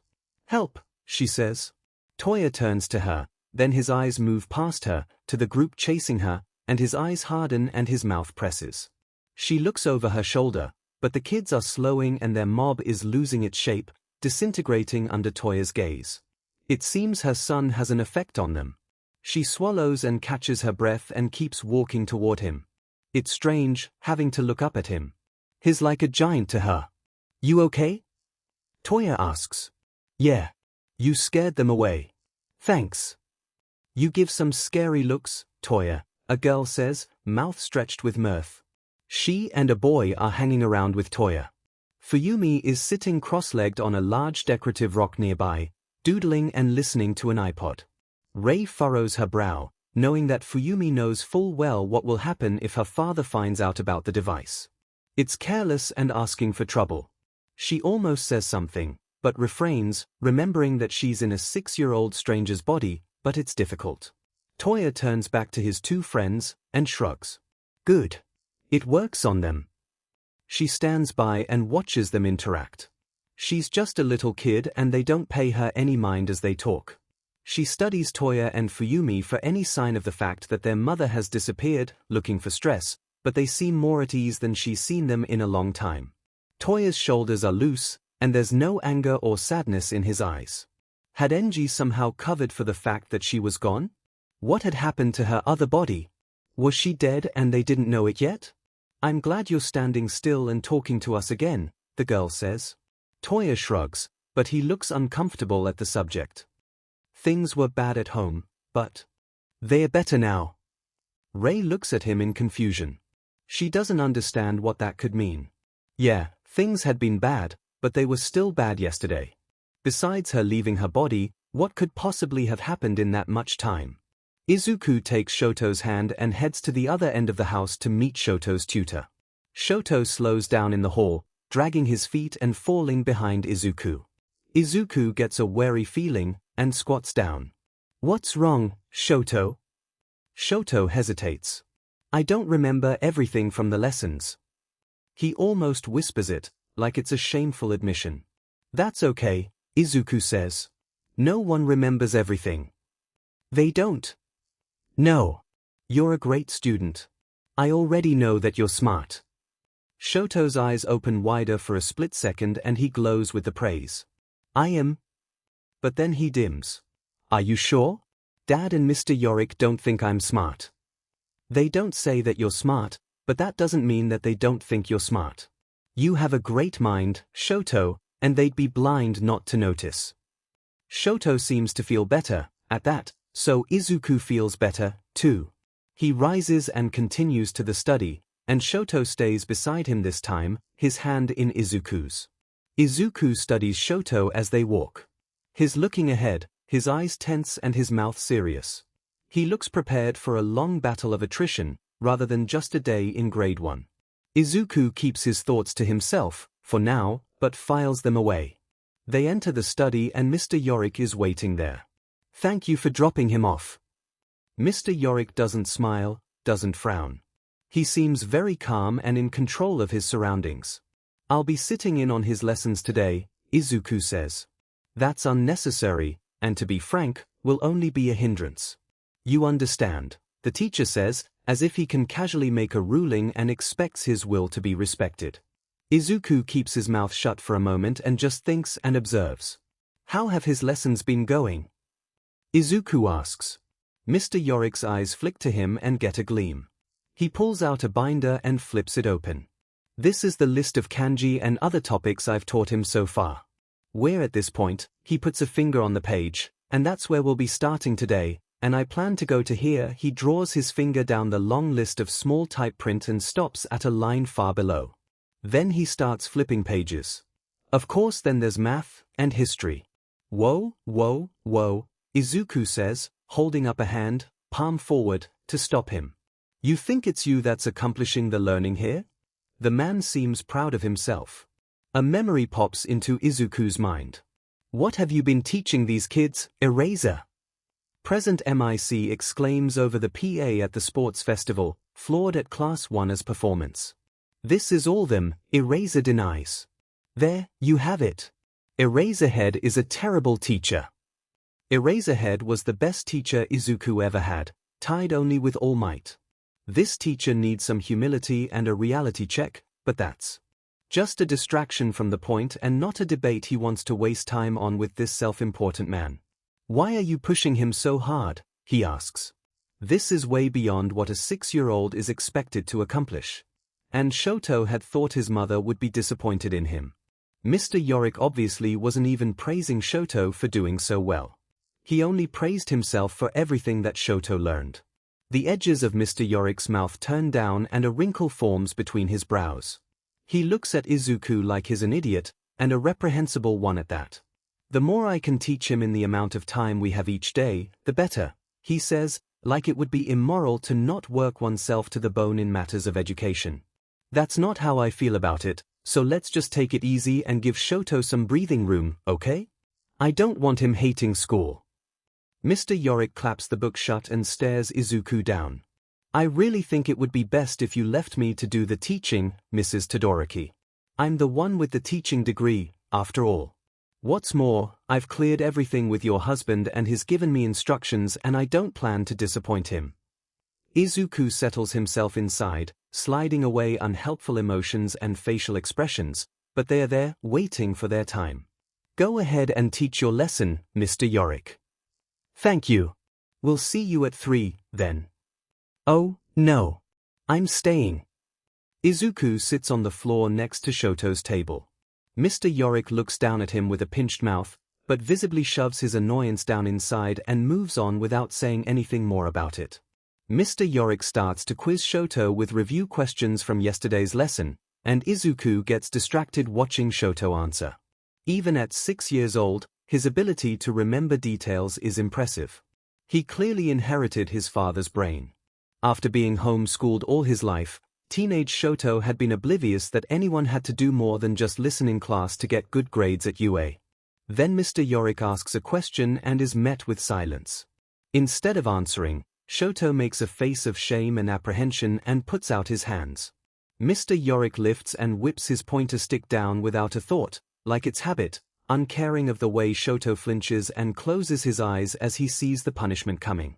Shoto opens his eyes with confusion at not feeling a hit, looking up at Mr. Yorick, then at the stick that both Yorick and Izuku have a hold of. He looks at his mom. Izuku squeezes his fist, pressing his thumb against the stick. It snaps in half and the broken-off piece clatters to the table. "Don't hit my kid." Mr. Yorick stares at Izuku, then drops the surprise from his face, turning to one of condescension and self-righteousness. "It's merely a small consequence for failure. Children need motivation. Pack up your things and leave. You're fired." His stomach is sick, thinking how Shoto has been physically and mentally tormented every day from 9 a.m. to 7 p.m. for the past year. Think this will be best settled by a call to his father. You can work it out with him. Mr. Yorick takes out his cell phone. Fine. I'll call him. Izuku holds out his hand. Mr. Yorick puts the phone in his hand. Izuku can see the superiority and lack of fear in the man's eyes. He believes Endeavor will be on his side and that Endeavor will overrule Rei. He's probably not wrong to think that yesterday, but today is different. Izuku dials the police department. He knows the number by heart, for obvious reasons from his past life. Hello, my name is Rei Todoroki. Yeah, that Rei Todoroki. I have a trespasser on my property. He was my child's tutor and I fired him, but he refuses to leave my home and claims that only my husband can fire him. Can you send an officer? Mr. Yorick's eyes bug in indignation and horror. Thank you, Izuku says, to the dispatcher. He holds the phone out to Yorick. Do you want to speak to them? Mr. Yorick snatches the phone and ends the call with an angry jab. You're wasting police resources. I'm calling Endeavor and getting this sorted. Izuku folds his arms, watching. Yorick waits while it rings, then a tinny voice answers. I need to speak to Endeavor, Yorick says. I'm his child's teacher and there's a problem that is delaying his studies. It's important that yes, I understand what the word important means. While Yorick is still trying to make it past the secretary to talk to Enji by trying to convince them that Shoto's schooling is as important to Enji as Enji's job, good luck, Izuku leans down and hugs Shoto. Message? No. Mr. Yorick cuts off and looks at his phone. I guess we'll just go out and wait for the police, then, Izuku says. He takes Shoto's hand and heads out, and Mr. Yorick storms past him in the front room and stalks out of the house, making Shoto flinch away at the angry man's passage, and Izuku picks him up to hug him close and safe. Yorick goes across the driveway and straight out through the gates as the security guard hits the button that makes them start opening. Well, that's that then. Guess he doesn't want to talk to the police. Call the police and let them know we won't need their assistance, that the trespasser has left. Trespasser? The security guard says, surprised and bewildered, taking a second glance at the back of Mr. Yorick, a man who he's probably seen coming and going for over a year, then back at Izuku. Just call them, Izuku says. Izuku is certain Shoto won't miss the man, but the confrontation and shaking up of his world has Shoto hiding in Izuku's neck. Shoto's fingers clutch at his nape and his hair tickles against Izuku's jaw while the boy clings. Izuku takes him to find somewhere comforting, somewhere without bad memories, and it's depressingly sad to realize there's nowhere to go in their home that is associated with good things. So Izuku takes Shoto somewhere new. He takes him to his siblings' wing of the house. The place is quiet and deserted, the children gone to school, but Shoto raises his head from Izuku's neck and looks, the lure of getting a glimpse of his siblings' mysterious apartment drawing him out of his shell. His eyes change for the better, filling with wonder as if he never expected to be able to see this place. His gaze roams over everything with interest, and when Izuku puts him down on his own 2 feet, he goes easily, taking Izuku's hand but not clinging to his side, too busy looking around, and Izuku can see his urge to explore radiating from him. It's the first time he's ever seen Shoto look like that. They walk through a living room. There's a rumpled blanket on the couch and a checkerboard on the coffee table. A kid's novel is open and face down on a rocking chair, holding someone's spot. It looks lived in, cozy. Izuku takes Shoto to the hall and pushes open the first door. This is Natsuo's room, he says. He lets Shoto walk in and look around, the boy circling the room slowly, looking but not touching anything. He stares for an extended moment at a toy robot. I'm sure Natsuo won't mind if you play with it, as long as you're careful and put it back where you found it, Izuku says. Shoto glances at him, then sits cross-legged in front of the robot and picks it up like it's made of glass, inspecting it and slowly repositioning the legs and arms with small, gentle fingers, eyes riveted, and Izuku can tell that he's smitten with the toy even though he doesn't so much as crack a smile. Izuku sits next to him on the carpet and combs his fingers through Shoto's hair to fill his own need to stay in physical contact, while he watches him explore the robot. They take their time visiting each of the children's rooms in turn, not opening any drawers or being too nosy, but looking around at what is displayed on the shelves. Shoto finds a blue triceratop dinosaur in Toya's room that fascinates him, and hugs a pink pony-shaped pillow from Fuyumi's bed. They find a separate recreation room, where Izuku reads him a storybook from a shelf, and then Shoto plays with a bin of blocks for half an hour. When it gets close to lunch and their tummies rumble, they snoop through the fridge in the kitchen. Izuku lets Shoto help make his own sandwich, and it ends up piled with 5 slices of cheese and a pickle, no other condiments. Shoto seems to really enjoy it, though, so it seems he knew exactly what he wanted. When Izuku tells him it's time to go and leads him by the hand, Shoto looks so sad it hurts Izuku's heart, the boy looking back at his siblings' home with desolate eyes, like he's saying goodbye forever, a place he longs to be, but will never be allowed to be a part of. Izuku picks him up, needing to have him in his arms and wrap himself around him. You won't be separated from your siblings anymore, Shoto. You can come here again later. We just need to make dinner, okay? Shoto's head spins to look at him, as if to check something he's not sure he can believe. I can come stay with Toya? I'll make. Sure. Instead of the smile that Izuku was trying to get onto Shoto's sad face, Shoto bursts into tears. Izuku squeezes him to his body, tucking Shoto's head into his neck, and rocks him in a gentle twisting motion, feeling anxious. He hates that Shoto has been traumatized like this. Sure, it's okay. Things are going to be different now. You can play with Toya and Fuyumi and Natsuo. Shoto's fingers curl in his shirt and grip. Izuku combs his fingers through Shoto's hair while he rocks him. Shoto's lungs jerk and shudder and Izuku's shoulder and neck become wet. Dad will get angry. His voice is small and despairing. It's okay if Dad gets mad. I told you. I'll win. How? Izuku kisses his temple. Very easily, I promise. We'll talk about it later. Let's go make something yummy for dinner. I left a note for Ichi to send your siblings over to eat with us, so we should make the things that they like, right? Shoto sits up on Izuku's arm to look him in the face and wipes his sleeve across his cheeks, soothed by Izuku's reassurances and interested in the prospect of working on a dinner that will make his siblings happy. They're washing and cutting vegetables, Shoto distracted with thrashing celery through water and tipping it to funnel the liquid down the curved stalks like water slides. Then the front door clicks and swishes, making Izuku turn and look toward the sound even though he can't see the door from the kitchen sink. The temperature in the house seems to get warmer by half a degree. Enji is home early. The man steps into the archway of the kitchen, observing their activities with disgruntled eyes and a flat mouth. I received a message from Mr. Yorick. He said Shoto didn't do any schoolwork today. Izuku turns back to the counter and chops the last of the vegetables on his cutting board and sweeps them into the pot. Mr. Yorick is incompetent. I'm going to find a new teacher for Shoto.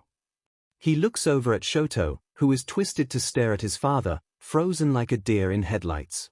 Shoto, Izuku says, gentle. Finish washing those up. Shoto looks at him, then glances at his father again before turning his back to endeavor and washing the celery. Izuku steps behind Shoto, and puts his front to Shoto's back and kisses his head, staying there, and Shoto's tension eases, his fear lessening with his mother's body surrounding him. If he's had a break all day, then let's not waste any more time. Shoto, to the training room. Shoto tenses in Izuku's embrace, and he can feel Shoto's heart beating against his forearm that is across his little chest. Shoto starts to move, but Izuku closes his arms around him more firmly, stopping him. Dad and I need to talk for a minute. Go to your room, just for a little bit, and I'll come get you when we're finished. Shoto's neck cranes to look up at him, hope and curiosity and fear all warring on his little face in turmoil. Izuku smiles. Don't worry. He kisses Shoto's nose. I'll win, he says. He lifts him down from the chair by his underarms and sets him on his feet. It'll just be a couple of minutes. With that promise, Shoto scampers off. What is this about?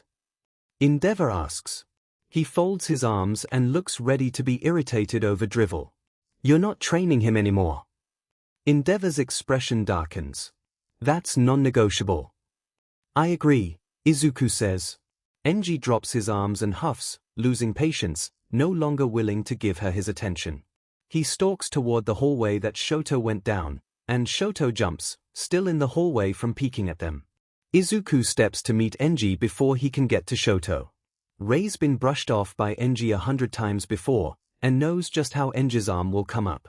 He dodges under it and jumps and slaps his hand over Enji's eyes, icing them. Enji gives a roar of surprise and anger and his head bursts into flame to melt the attack, heat scorching the air and making Izuku lean away. But even after the ice is gone, Enji's eyes are red and blurry, damaged.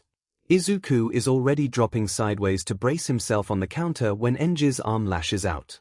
Izuku uses the leverage of his hold on the counter to put strength into his kick, ramming his heel directly to Enji's crotch with everything Rei's body's got.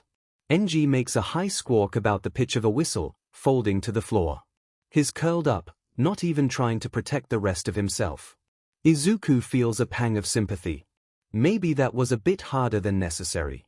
He just hadn't wanted to take any chances. If he didn't take Enji out immediately, he risked subjecting Shoto to a drawn-out scene of violence and losing the upper hand, and he couldn't risk losing when he'd promised that he would win. He stands guard between them, his back to Shoto. He searches his head for something to say to Enji, something to de-escalate the situation. Beep beep beep beep. Izuku turns at the sound, and sees Shoto with the white cordless phone to the side of his head, comically big compared to his little figure. A voice can be heard, but too low for Izuku to tell what it's saying. By the fact that Shoto only dialed 3 numbers, he can guess. "My dad is hurt," Shoto says, his tone distant, as if he's just relaying a fact, stunned. There's more chirping of a voice Izuku can't make out, and then Shoto answers, "My name is Shoto Todoroki and I'm at home." He lost a fight.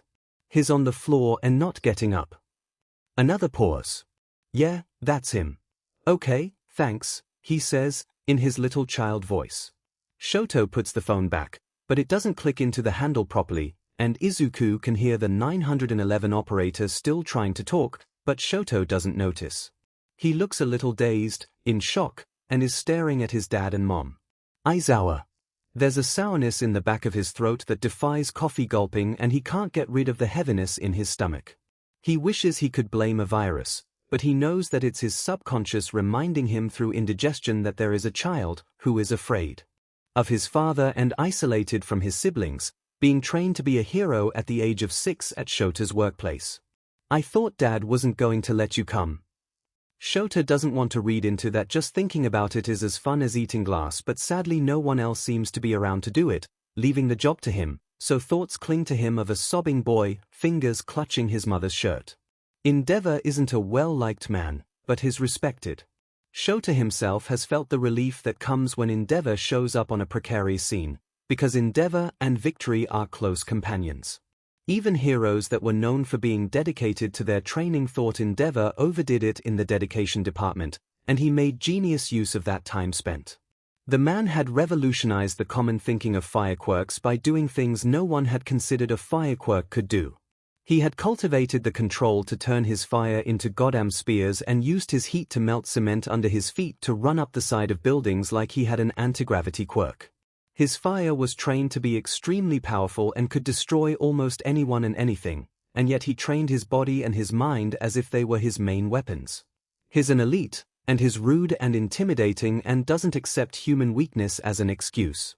Shota can only imagine how difficult it would be to have him as a teacher in high school, or as an adult, for that matter, let alone as a child. The kid has the timid demeanor of someone that believes bad things will happen to him that he can't stop. He looks small and fragile, and acts starved for comfort and approval. And Endeavor is training this kid. Shoto cried a lot, and Toya overreacted every time Shoto got a training injury. Knowing Endeavor, something as simple as stopping to put a band-aid on would be an overreaction. The guy despises weakness, and in his own child, it would probably be criticized and enforced even more. And he'd cut Shoto off from anyone that sympathized, leaving only his mother, whom Endeavor stated wouldn't let Shoto touch her before yesterday. Shoto flops backward onto his bed and closes his eyes.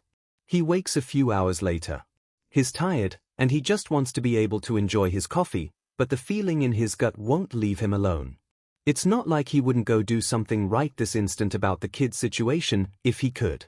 His contract protects Endeavor's privacy, so he can't even talk about any of it unless he sees proof of law breaking, not just a style of parenting that Shoto doesn't agree with. Endeavor had admitted to locking the child away from his mother at night, but he'd hired Shoto to fix that problem, so it was gone now, and Mrs. Todoroki didn't seem to be intending to go to the police, meaning there was no case for Shoto to witness for. Besides the fact that he has no desire to sick the law on the number 2 hero and see all the fallout that would entail, both on the country and on the man's household, he couldn't open the case on Mrs. Todoroki's behalf.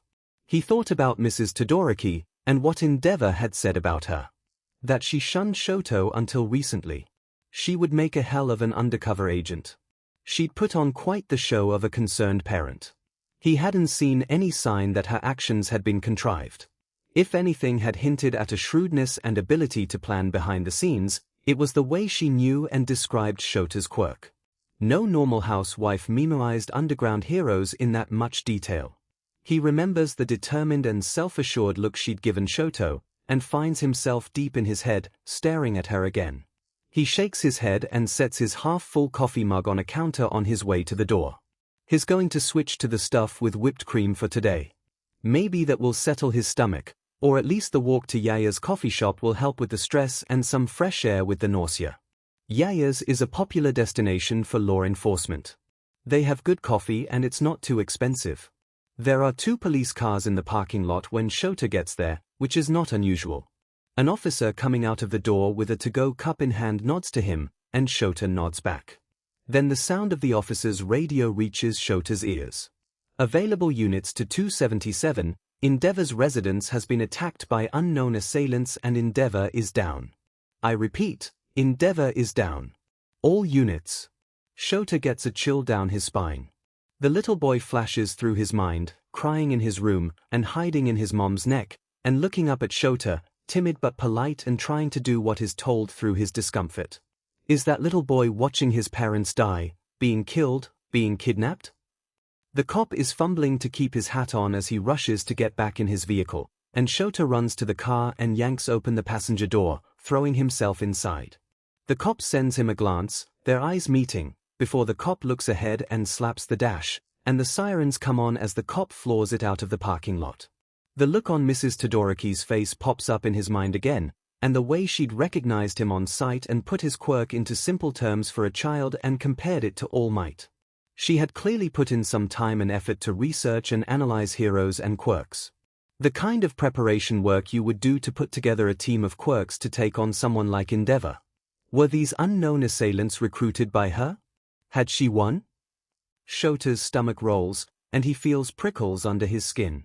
Putting aside the fact that she'd be battering or murdering her children's father, she would be exposing the children to the criminals she had made a deal with, and even if she managed to not get caught by police, living with a fugitive mother who was always looking over her shoulder is the kind of stress that kids don't need. And the one time Shoto saw her show love to her child did not negate reports of her being negligent to him in the past. If this was orchestrated by her, he hoped she hadn't invited wolves into her home without insurance of some kind to protect her and her children. Whoever these villains are, with Mrs. Todoroki or not, they'd better not touch that kid. Please be under your bed. When they pull into the driveway, there's a cop car already there. The officer is talking to a guard that has a newspaper hanging from one hand and looks between the cop and the house with a surprised face. Shoto can't hear them, but just from his body language, the guard seems to know nothing, like he didn't even know something had happened. The scene is confounding and too peaceful, making the hard thumps of Shoto's heart stand out even more. More cars are pulling in behind them as Shoto gets out, and more heroes arriving. Who made the 911 call? Did Mrs. Todoroki call on her way out? If he and his mother just disappear without confirmation that he's all right and going somewhere safe, Shoto will be haunted by memories of little Shoto forever. He needs to lay eyes on the kid. The cops are fanning out and sending heroes to surround the mansion and cover exits. Shoto focuses on the front door, rushing ahead on a mission to find a child. ENJI. His body folds itself up, a high sound bleating out of his throat against his will. For a moment, the pain is all-encompassing, and he doesn't have any motor control. NG isn't a stranger to pain. He considers pain a friend, a positive indicator that his workouts are effective, and something he can inflict on opponents to win. But he's gotten so good at fighting and dodging. His fire makes an effective barrier that keeps villains at a distance, and he's so much stronger than most people that it's been a while since someone has gotten a good hit in on him, and least of all in a way that forces his body to react and basically shut down. He feels her attention leave him, and despite the instinctive anger of being hurt running hot through his veins, he allows the fight to end without retaliating. She got the drop on him, but has been warned now, and is bigger and better than her. Anything he did to attack her would just bring unwanted consequences on his head, like the law, or his kid being even more emotional, or his house burning down. He's vaguely aware of Shoto mumbling about his dad being hurt and his name, and then the clatter of plastic on plastic of the phone being resettled. What the hell? Did he just call 911? Are you okay? He hears Rei say, and he knows by her tone and the direction of her voice that she's not talking to him, but to Shoto. Enji's eyes are sore, his vision is like looking through a foggy window, and his balls are beginning to tighten from swelling. He needs to do something about them, before the pain increases back up to incapacitating levels. His body finally beginning to respond to him, he drags himself up, and finds his eyes meeting Rei's. He doesn't know what happened to Rei yesterday, but he knows that something did. She wears her expressions and says her words like she's a different person, and yet she moved around the kitchen cupboards and their bedroom drawers knowing where everything is and making the exact same recipes, humming the same songs under her breath. Nobody seems to have made any contact with her, but there's obviously something going on that he can't see. Beyond all her other weird behavior, novices projected their moves when they fought and she didn't. Enji would have been able to dodge if she had, but she struck like a snake from a blind spot, and followed it up like it was automatic. If Enji had just met her and been asked to assess her skill level, he would say that she was a seasoned fighter who had fought opponents bigger than her on more than one occasion. Then there was the knife spinning this morning. It all added up to a picture that made no sense. Logic was linear, cause and effect, but there didn't seem to be any cause for these effects. She had no DMN training and no incidents to explain her changes. Something is missing from this picture, missing from his knowledge. Sirens announce that the police are on their way. Goddamn. He can't even stand straight. Enji. Enji adjusts the ice pack on his lap. The cold is numbing some pain, but also is uncomfortable in its own right. No one ever enjoys the feeling of ice on their ball, but it's a lesser concern than the swelling at the moment. Rei heads for the front door with Shoto in her arms, and Enji tenses from his place on the couch. Where are you going? To open the door, so they don't break it down. Enji's scowl withers. It's a good point.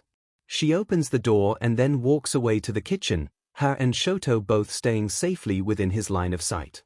The sirens are louder with the door open.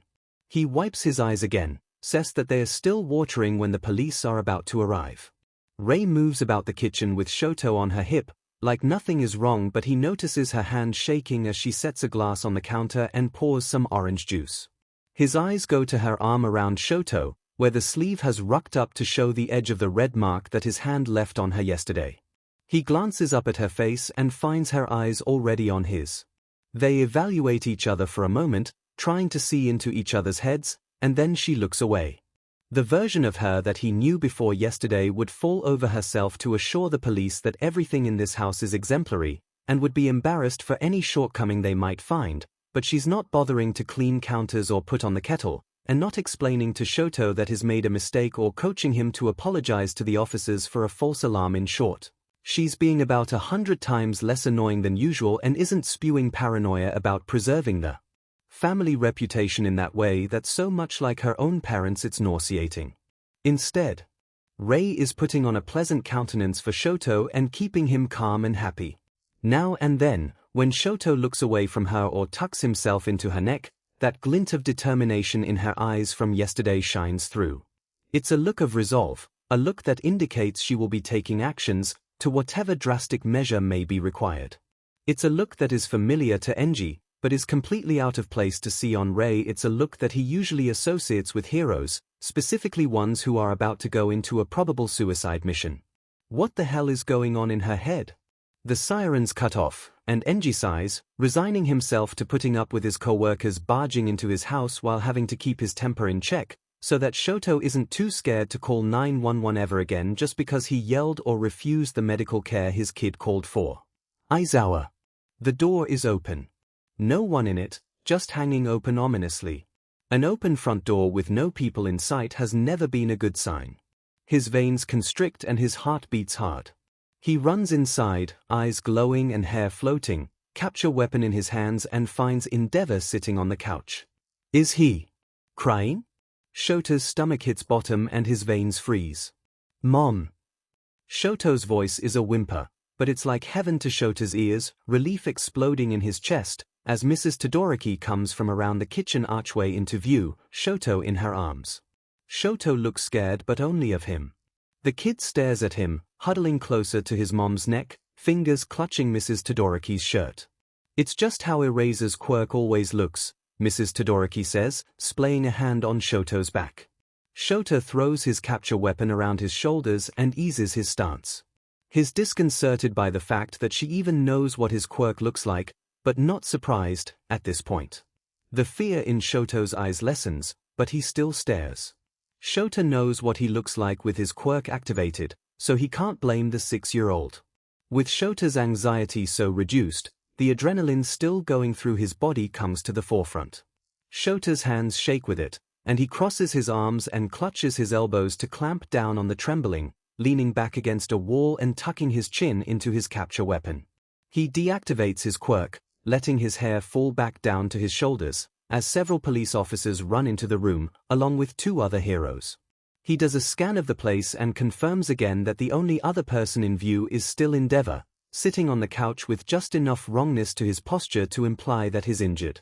There's no sign of damage to the house, yet Endeavor is clearly damaged, the area around his eyes red and watering and an ice pack in his hand. The fact that he's not chasing after whoever did it to him is enough to conclude that the villains are nowhere within reach. Shoto is too relieved to see little Shoto unharmed to care what the hell happened to Endeavor or who did it. His eyes keep going back to the boy, raking over him for signs of injuries, whether physical or emotional, but for a child at the scene of a crime, Shoto looks surprisingly at ease. Officer Ueno is at the front of the group crowding through the front door. Endeavor! Are you okay? Endeavor makes a small growl much quieter than usual, so much so that it seems out of character, and it draws Shoto's attention. I'll be fine, Endeavor says. He's acting like someone is watching and he can't be seen acting out of line. It makes Shoto suspicious and he glances around again. Ueno frowns and glances around the home. The blonde man pushes his glasses up with a finger as he puzzles at the untouched surroundings, then turns his eyes to Endeavor again. What happened? Nothing. We had an argument, Enji says. An argument? Everyone in the room except Endeavor looks at the only other adult on the scene, Mrs. Todoroki, a soft-looking woman holding a child, and they all collectively slow blink. Then they look at Endeavor again. With who? Ueno asks, and the police all stare at the fire hero, waiting for the answer. Endeavor narrows his eyes at them like they're intolerable idiots. Eventually they understand without him saying anything. I'll win, Shoto remembers. That little thing made him cry, someone says, from the back of the group. You take her on, then, Buchi, Endeavor says, inviting, as if he would enjoy it. That endorsement/admission to the insignificant-looking female in front of them managing to injure the number 2 hero doesn't help the heroes and officers in the room get their brains back online. Izuku. The front room is flooded with law enforcement and heroes, as is to be expected under the circumstances. Izuku is used to being stared at by crowds, or else the way they're all looking at him after Enji's words might have seemed like a big deal. Right now, he's not paying attention to them, his mind too occupied with trying to predict how things will go and what he can do to protect Shoto. Everything rides on Enji and whether he decides to keep the status quo, or to bring scrutiny and divorce down on Rei for this turn of events. Even if Izuku thought he could win and he doesn't, not without revealing time travel and blackmailing people that he doesn't want to blackmail, he just wants to fix Shoto's family life, and slinging mud with Enji in court does nothing to further that goal, especially when the kids would be with strangers that whole time, and with the way court goes, who knows how long that would be. Well. Let's go in the kitchen and take your statement while the paramedics look at your husband, okay? The blonde officer at the front says. Izuku holds the kettle under the tap, and Shoto turns the knob, using teamwork since Izuku's arm is occupied holding Shoto and is unwilling to put him down. Enough! I don't need any more medical attention, Enji says, from the living room. Izuku is impressed that he managed to put up with as much scrutiny and prodding from the paramedic as he did. The officers that have worked with him before look fascinated by how toned down Enji's temper has been, but Izuku knows Endeavor's mentality enough to know he would be stubborn about not instilling Shoto with habits that would be detrimental, like hesitating to call no matter how much validation or praise anyone might give Shoto for calling. If Enji were to react badly, it would be unlikely Shoto would repeat the choice again in the future as easily as he did this time. Why are there so many of you? Enji asks, not so much a question as a criticism. He's clearly getting to his limit of what he can tolerate and just wants everyone to go away. The number 2 hero was down. We brought every available backup. Well, I'm fine now, and I'm not pressing charges, so thank you for your help, and now scram. Izuku's chest loosens at that declaration. And as for the rest, he's unfazed by Enji's complaints, disregards it as mere noise, booping Shoto's nose to distract him from staring at his father. He sits across the table from Officer Ueno, who does glance weakly in Enji's direction, but pushes through with his job. The man adjusts his glasses and holds a pen over his notepad, then directs his attention squarely at Shoto. You're the one who contacted us. Can you tell me what happened? He asks, in a tone pitched cheerful and light for talking to children. Shoto nods at the question, his eyes wide and his body radiating the fact that he has a story to tell. Mom told Dad he couldn't train me anymore.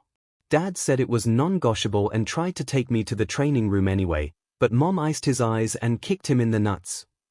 An arm flings up at the last, conveying Shoto's difficulty at containing that energy. Mom says you call 911 when someone is hurt, and Dad laid on the ground and looked hurt, so I called 911 like Mom showed me. The officer stares at Shoto with his pen still poised. I think that's the most amazing story I've ever heard, a hero says, peering in from the archway, a look of appreciation on his face. A TCH comes from Enji, but nothing else. It probably took a lot to hold it back to that, considering how the man is being painted in front of a room full of his co-workers. The blonde officer clears his throat and turns his attention down to writing on his notepad. Thank you, Shoto. I need to talk to your mom now, okay? You can go with Officer Gade for now. A female officer with a bun at the back of her neck comes forward. She puts on a smile to coax a child, and Shoto looks at her, a tinge of hesitance to leave his mom that may or may not be enough to make him try to decline. Izuku answers before Shoto can decide. That's okay. Izuku throws on a smile. I'm naive and have no idea what's going on. I'm just a housewife with no clue of the laws. It's best if he stays with me. The officer's face falls, sending a glance at her superior, backing off. Hesitantly, the 3 male officers behind her get closer. Izuku has been waiting for them to make a move. He hadn't missed the officer that melted into the crowd earlier, turning away discreetly on her phone, or the way the officers prefer to keep him and Shoto as far from Enji as possible without being obvious about it. There are at least 12 officers and heroes still loitering around their house like they have nothing else to do, but there's always something else to do. They're here for a reason. Someone like Rei wouldn't have realized that, but Izuku had seen this kind of thing before when powerful parents were involved in a situation where kids had to be taken. Enji, on the other hand, is getting more annoyed at what he seems to think is simply nosiness from Gorkas. Considering himself too indispensable to deal with something like a domestic call, Enji has never crouched down and talked to a child at a crime scene, or waited around afterward to comfort them and find out what was going to happen to them. He does the job that only a hero can do and then moves on. It's efficient and doesn't waste valuable resources, allowing him to maintain the highest case-solving rate in the country, but it means he's inexperienced in what's happening right now. Then again, Izuku is acting naive, too. Enji is nothing if not intelligent, and it wouldn't be wise to bring up the subject of child protection first before the cops do. It's policy to speak to you alone, so if we could go in the other room. It's just for the interview. I understand, Izuku says, and the officers look relieved until he finishes, and I'm saying no. I'm more comfortable staying right here. Go ahead and ask your questions. There's a moment where he wonders what they'll do, push more, or back off, as they look unsettled and unsure at each other, but then Ueno makes his decision and smiles. Tell me in your own words what happened, Mrs. Todoroki. How did you manage to outmaneuver Endeavor? The officer asks, with a bit of a humorous smile, trying to build comfort and trust. I saw a weakness and exploited it, Izuku says. The officer waits for more, but Izuku doesn't volunteer anything else. He internally sympathizes with the falling expression on the officer's face. Izuku always hated when people in situations of domestic violence got tight-lipped, but now here he is, doing it himself. Dad has a weakness, a little voice asks at his collarbone. Izuku looks at Shoto's innocent face. Everyone has a weakness, he says. Shoto needs to know this. Analysis is something kids don't usually know about, but Izuku had started only a year or so older than Shoto is now, and Shoto is smart enough, and has a dangerous enough life with so much of a target on his back as a dual-element wielding child and son of a top-ranking hero, that it would be remiss to not teach him for self-defense purposes. NG. The cops and heroes look like they have no idea what is going on, staring at Rei. NG. Still doesn't know what the hell is going on with Rei, either, but watching the cops and heroes stare like startled fish at his wife, while she explains to their 6-year-old son how to take down everyone in the room, is still satisfying. One of the officers is even taking notes, like his at a lecture, and well he should. Some of this stuff, even NG didn't know. Which makes him wonder even more, what has happened to make his wife like this suddenly? He's never heard of a quirk that could accomplish something like this. Don't you think this is a bit of a violent subject for a child? Ueno asks, interrupting finally, after Rei has made taking down half a dozen law enforcement without a quirk sound easy, her methods rather brutal, but simple enough for a child to understand, and more impressively, for a child to accomplish. They range from reaching up as if to take the adult's hand and then gripping the pinky and twirling himself to twist it and break the nerve circuit of a 5-finger touch-dependent quirk, to imagining a glass and trying to shatter it when he screams in order to stall a man with an increased sensory quirk, to how to best break and grip the teacup in front of him to make it the most effective weapon it can be and how to use it. Her plans take advantage of their weaknesses, though not one of them has actually told her their quirk. Apparently she can tell just by looking at them and matching their physical attributes to some database in her head. Rei glances at Ueno, but her eyes go back to Shoto, focusing there, and doesn't answer the cop like is irrelevant. That's something that NG has noticed, too, is that Rei treats the cops like their authority is secondary to her own. Shoto isn't paying attention to the cop, either, too distracted, frowning in thought, considering his mother's words only, like she's the only thing that matters and everything else is backdrop mirroring the way Rei is treating him, her attitude rubbing off on him already. That would be really mean, though, Shoto says. To make him not be able to use his quirk ever again. Yes, it would be mean, if you have another option. What else could you do, then? Shoto thinks. I could freeze him so he can't move. He looks at Rei to check if this is a good answer. He might even fall asleep if you do that, or even just cool the room enough. See his nose? It's just like a lizard called an oika, and they freeze solid and hibernate in the winter. But if you're going to try that, then first, you'd have to take care of Eraser, or you can't do anything with your quirk. His quirk depends on line of sight, so you either need to make him look away for a second while you seal off that side of the room, or you can drop below the cover of the table.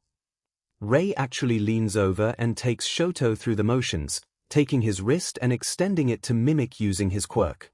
You want to fall at this angle and distance from the table, because it will hide you the longest from any movement he makes toward you. Use your quirk from the start, all the way down, because you'll only have a second out of his sight and you don't want to miss it. What about the house? Won't it be wrecked? Shoto asks. When choosing to protect yourself or a building, you don't choose the building, Shoto. If someone is trying to hurt you, you burn the whole thing down, if you have to. Dad won't even be mad, I promise. Shoto's gaze flicks to Enji, eyes round and not sure if that can be believed, to see what he will say to that. When Enji doesn't counter the statement, while looking back at him and clearly having heard it, Shoto blinks, and turns back to Rei, looking still in shock. Your main weakness is quirk exhaustion, Because your quirk is powerful enough to be your strength, but you're still little and haven't stretched your limit too far yet. That's why Dad has you use your quirk until it's uncomfortable. It's not because he's impatient, not just because he's impatient, Rei corrects herself, and Enji furrows his brow, indignant. But because the more you use it after it starts to hurt, the more powerful it will become. Shoto is silent and focused on Rei, thinking deeply on that. What's Dad's weakness?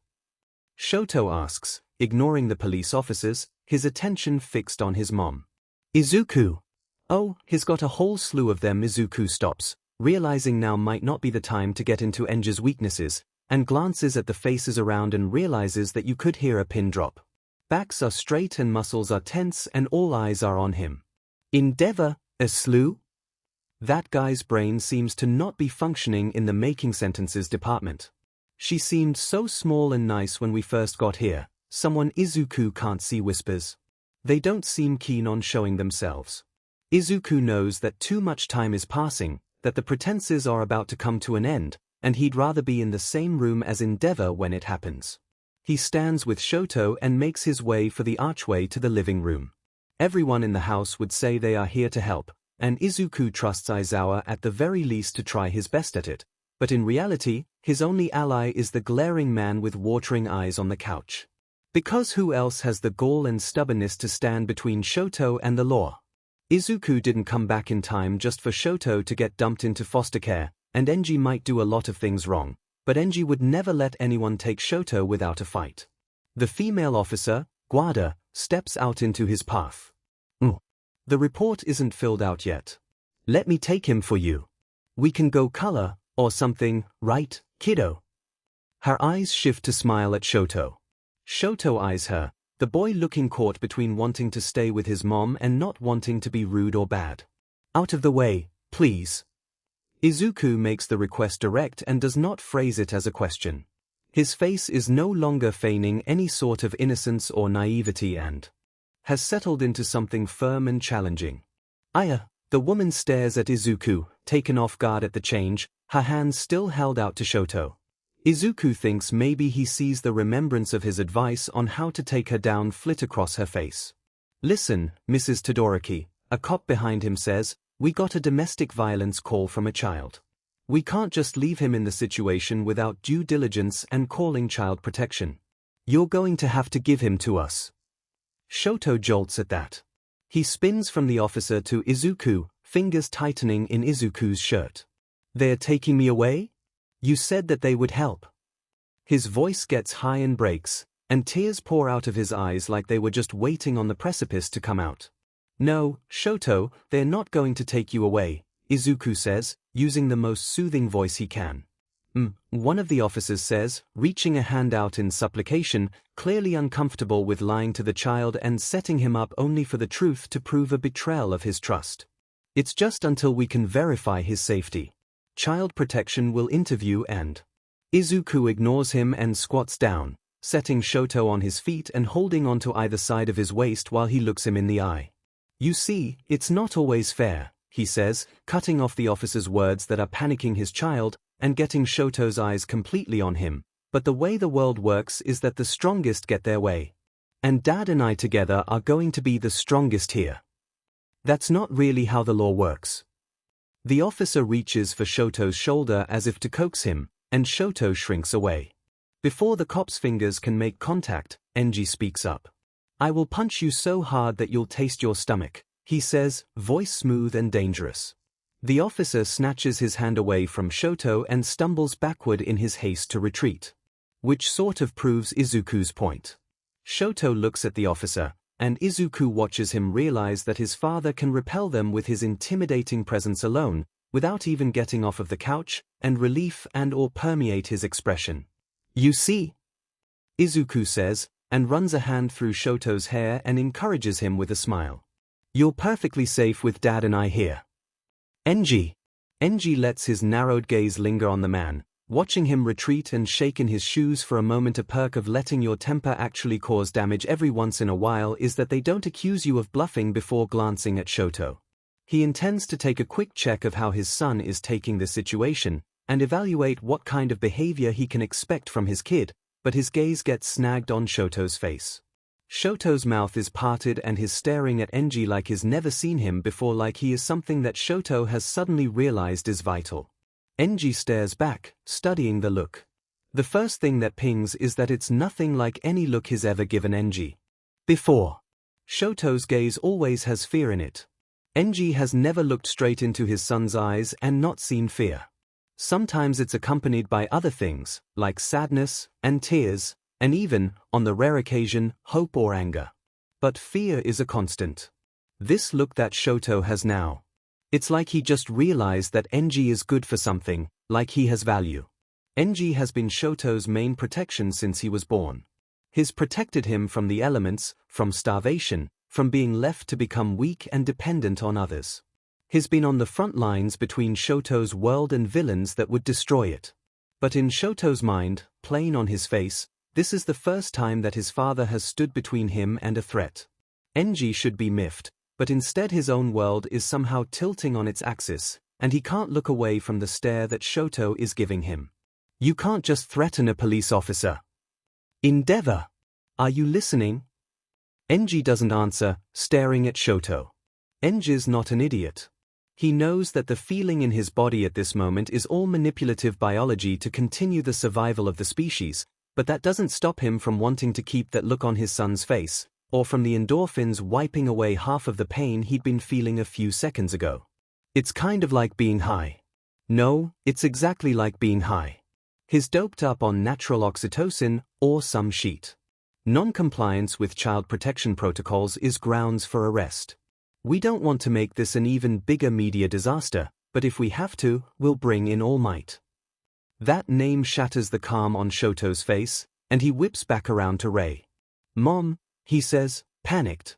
He doesn't have to say more than that to voice his fears. All Might is well known in this house as the one person that is stronger than Enji. Enji's teeth grind. Every time, that idiot is there in his way, even in this. He opens his mouth, but Rei beats him to speaking. All Might's not a boogeyman, sweetie, Rei says, and pats Shoto's back in a rhythm like you would for a fussy baby. He has weaknesses, like everybody else. The house screeches to a halt. There's 15 people in the room, and not one of them is making a peep, all staring at her. She doesn't even seem to notice, gazing off into some thought in her head, her body and expression relaxed, completely tranquil, a smile appearing on her face. Izuku. Izuku understands why they think bringing All Might in is a foolproof plan, but they're not the best analysts of weaknesses. Physically speaking, All Might could win in less than 3 seconds. Mentally and emotionally, All Might would hesitate to take a child from his mother's arms who didn't want to be taken, and as soon as Shoto started panicking and crying, All Might would start trying to backpedal and negotiate like his life depended on it. Man, he would love to see Toshinori right now. Izuku's mind wanders, wondering if he could convince All Might to stay for dinner, and whether he has all of the ingredients on hand to make Tosh's favorite dessert. He tugs his mind back to the present, because there's an urgent issue at hand. The kids will be arriving at the front gate from school, and the police will try to intercept them and take them away before they can get to their parents. Enji, he starts, but is cut off by a cry from outside. Mom! Toya! Wait! Why are they home early? First Enji, now the kids, too? No, the clock must be slow. This wouldn't happen if he had a cell phone, damn it. Aizawa. All Might's not a boogeyman, sweetie. He has weaknesses, like everybody else.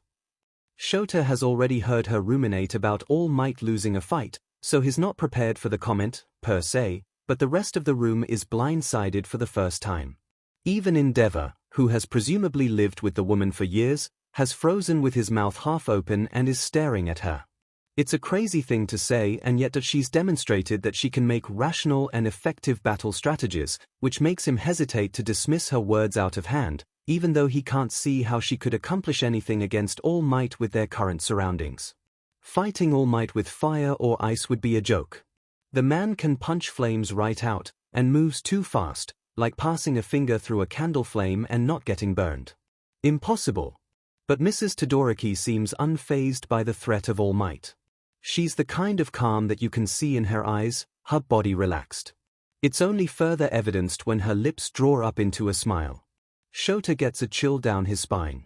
You don't talk about All Might having weaknesses and smile. She comes out of her thoughts, smile dropping, and turns her head to Endeavor. Enji. Mom.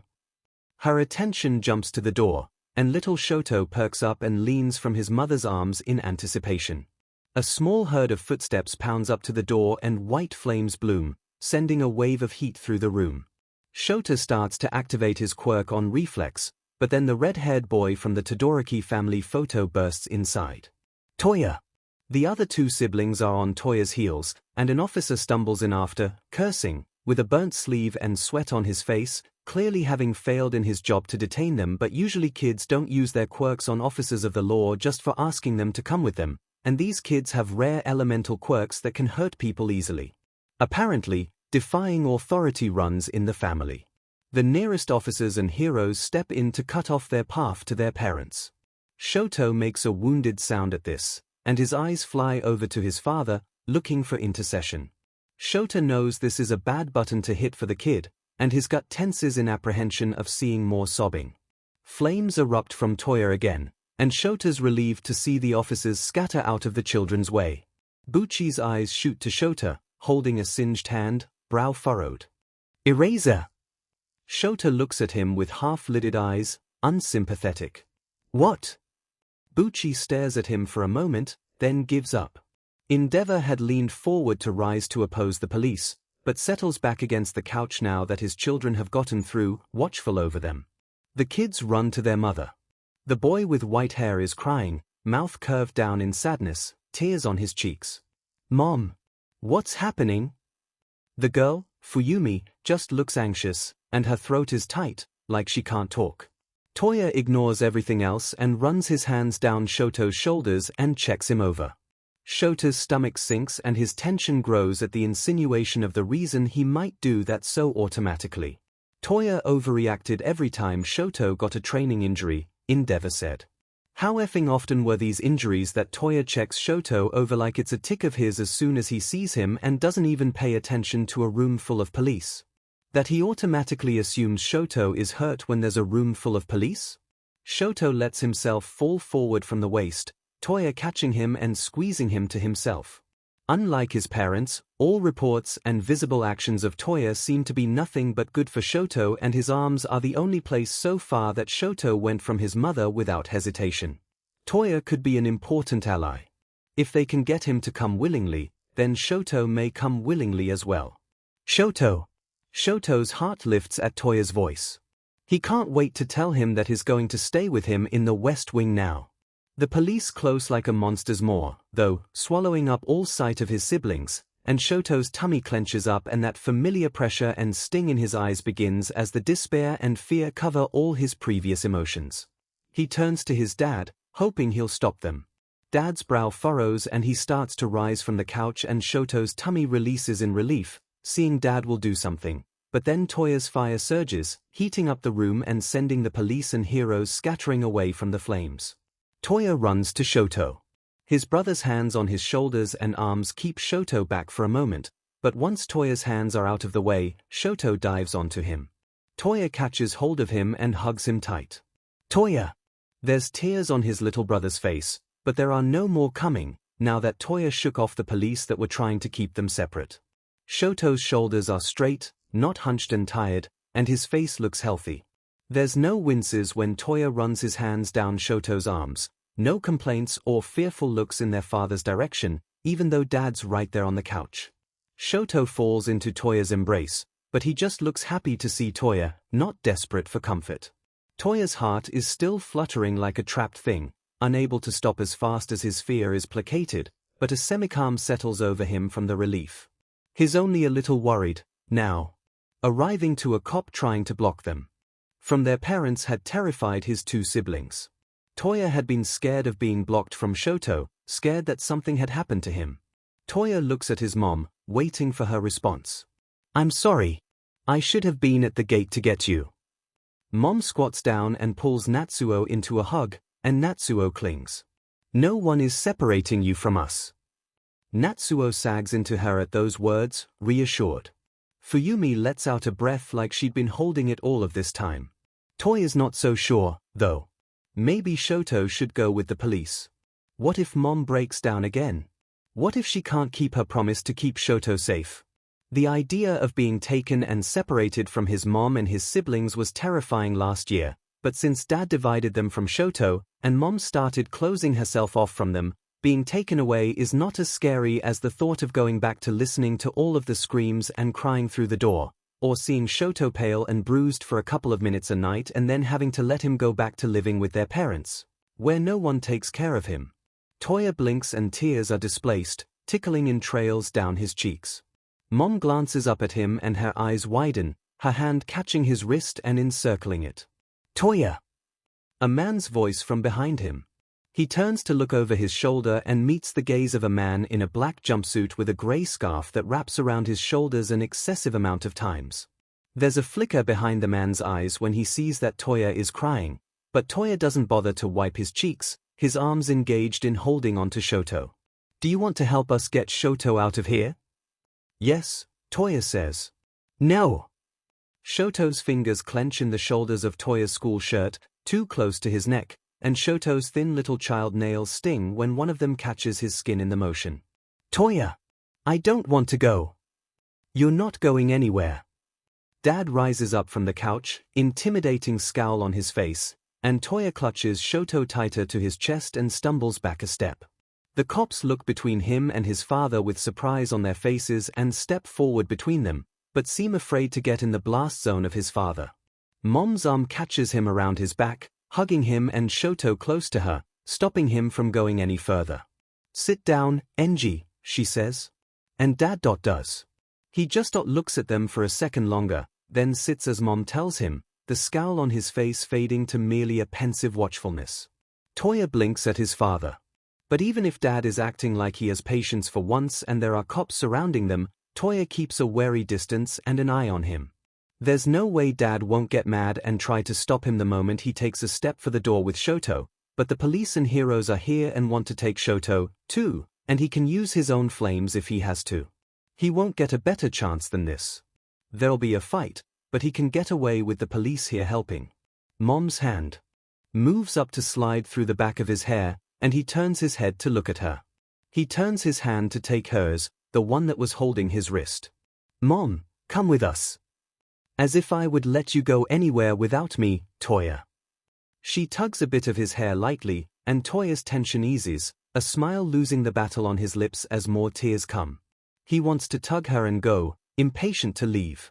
Natsuo's head is craned back to look up at them, gaze flitting from him to Mom, and Fuyumi looks horrified at the subject, but Toya has no time to explain everything to his sister now.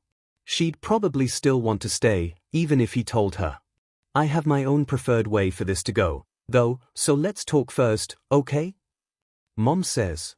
We'll decide together, once you know all of the pertinent details. Decide? That makes him uneasy. Anything that threatens to ruin his escape with Shoto makes him uneasy, but she looks okay, more calm than he's ever seen her, and that's all that keeps him from making a run for it with Shoto. There's no decision, Dad says. Quiet, Enji. Dad glares at Mom, but doesn't keep speaking, which is more of a concession than Toya would have ever expected from his father. Toya doesn't even know how to act, except to stare and wait for something to happen. I'm going to do whatever makes the kids most comfortable, Mom says, returning Dad's glare with an expression of firmness. Toya can see in her face that nothing's going to change her mind. I doubt foster care is going to be comfortable for them, so we're going to give them the options that are best for them. They're smart kids who can tell when something is good or bad, and safe or unsafe, once the details have been accurately explained to them. We have genius angel children, don't we? She asks, like it's a fact that wins the argument, something already established and well known. And Dad just folds his arms and says, yes, with a bit of a grump, but barely any reluctance. Like it really is something that he knows. Some unfamiliar sensation filters through Toya's body as he blinks at his father. He feels like he's dreaming. Dad thinks they're genius angels? Enji. Toya is staring at him, like he's surprised. Enji doesn't know why. Enji is sure that not a week passes that someone doesn't tell Toya how smart and good he is. His siblings and mother all rely on him, and his teachers praise him like they can't say enough about him. Enji tells him periodically during his training which pro-heroes and well-known villains he could beat at his current knowledge level and which were just out of his reach to work towards. Toya knows that he's on a different level than other kids his age. So what's the shocked face for? Maybe he hadn't thought his siblings were recognized. Shoto may have been helpless not so long ago and he still cries a lot, but he's smart enough to absorb information like a sponge and apply it in a logical way, and he's gotten stronger. Rei begins to push the children toward the kitchen, which takes Toya's eyes off of Enji. Get changed out of your uniforms and then I'll explain everything to you at the dinner table. She steers them toward the hallway that leads to the West Wing apartment, leaving the police still witless in the wake of her bluff about All Might because it's clearly a bluff. There's no way the bluff will work indefinitely, even on some of these idiots in the room, but he's not going to be the one to bring this strategic reprieve to an end. Enji stands. I'll get the key, he says, turning toward his office. No need. Rei holds up a hand to show as she forms an ice needle. She slides it into the key slot and maneuvers it. Ah, it's one of those, she says, seemingly to herself, and there are a few clicks and clacks and then she pushes open the door. The kids give her looks of awe as they follow her into the apartment. He shakes his head to clear it. No time to think about this right now. He needs to contact his lawyers to mitigate the damage in this debacle and make negotiations with Child Protection Services before the police actually call All Might and the time she bought him to act to preserve their parental rights runs out. Can you show me how to do that? He hears Natsuo say from out of sight. Then Shoto's, me, too. Disappointingly, he doesn't hear her reply, as they go out of his hearing range for normal voice levels. He would really like to know that information. He hopes that she's smart enough to deny them. Aizawa. Go outside and cover the exits. Take all precautions, Ueno says, and officers and heroes head out the front door to obey. Shoto stays where he is, tense. He listens, taking in everything he can hear, from Endeavor's voice in the office talking to his lawyer, to the faint melodies of the children's voices and water running from the apartment. When the sound of the children fades too far, he moves to the head of the hallway, straining his ears to keep track of them. A female officer with dark hair and dark eyes pokes her head through the front door, a wary expression on her face. The social worker called. She's at the station and wants to know what the ETA is for getting the children to her. Ueno makes a miserable sound and rubs his face. Shoto doesn't envy him. This situation is sliding out of police control badly. Sure, they had All Might in the wings, but they'd been hoping that Endeavor would buckle under just the threat and cooperate without having to go further. They didn't actually want to make an enemy out of their number 2 hero, or see the shitstorm that would happen if newspapers got a whiff of All Might taking his colleagues' kids by force. Holding hero parents down and taking their kids was not something they wanted in the effing news. Especially not involving their top 2 heroes. It would be a national embarrassment and a huge shaking up for the public. Endeavor had been going to buckle. Shoto had seen it on his face. But then his wife had spoken, and that had thrown a wrench in the works. And Toya wanted to come, and she didn't forbid him, but she kept him from leaving all the same. But Toya was afraid of his father, that much had been obvious, and Shoto didn't want to put him in that position again, where his father's anger was directed at him instead of at the police. He sighs. There's nothing for it. Call All Might, Ueno, he says. One of the other officers glances between them. Maybe we could pull back until tomorrow, pick them up at school or... Shoto's glare snaps to the man. We're not leaving without the kids. The man shuts his mouth. The officer beside the man shifts, like he's uncomfortable, something on his chest he needs to say. It's a shame for this to be the way the kids meet the symbol of peace. I hate to imagine what the tabloids will say. This is going to follow those poor kids their whole lives. It must be tough to have a famous family, but they've kept the kids so sheltered from it before now. Such a shame for their privacy to be shattered like this, of all things. There's nothing we can do about it. Endeavor is bringing this down on his own head. Call All Might. Ueno sighs and pulls out his phone. He swipes and taps and finally puts it to his ear. He waits a moment, then frowns and looks at the phone, then at them. It's busy, he says. His brow is furrowed, looking bewildered and offended. We told him to keep his line clear and be on standby. Hey, All Might. They all look over to where Mrs. Todoroki is coming back down the hall, Natsuo on her back, and a cordless phone in her hand, held to her ear. Toya comes after, holding Shoto's hand, and Fuyumi follows them. They're all in casual clothing now, and there's a bit of wetness in a few places in their hair around their faces from washing up. Mrs. Todoroki is smiling, and not just a little. She's smiling like she's the sun. This is Endeavor's wife, Rei.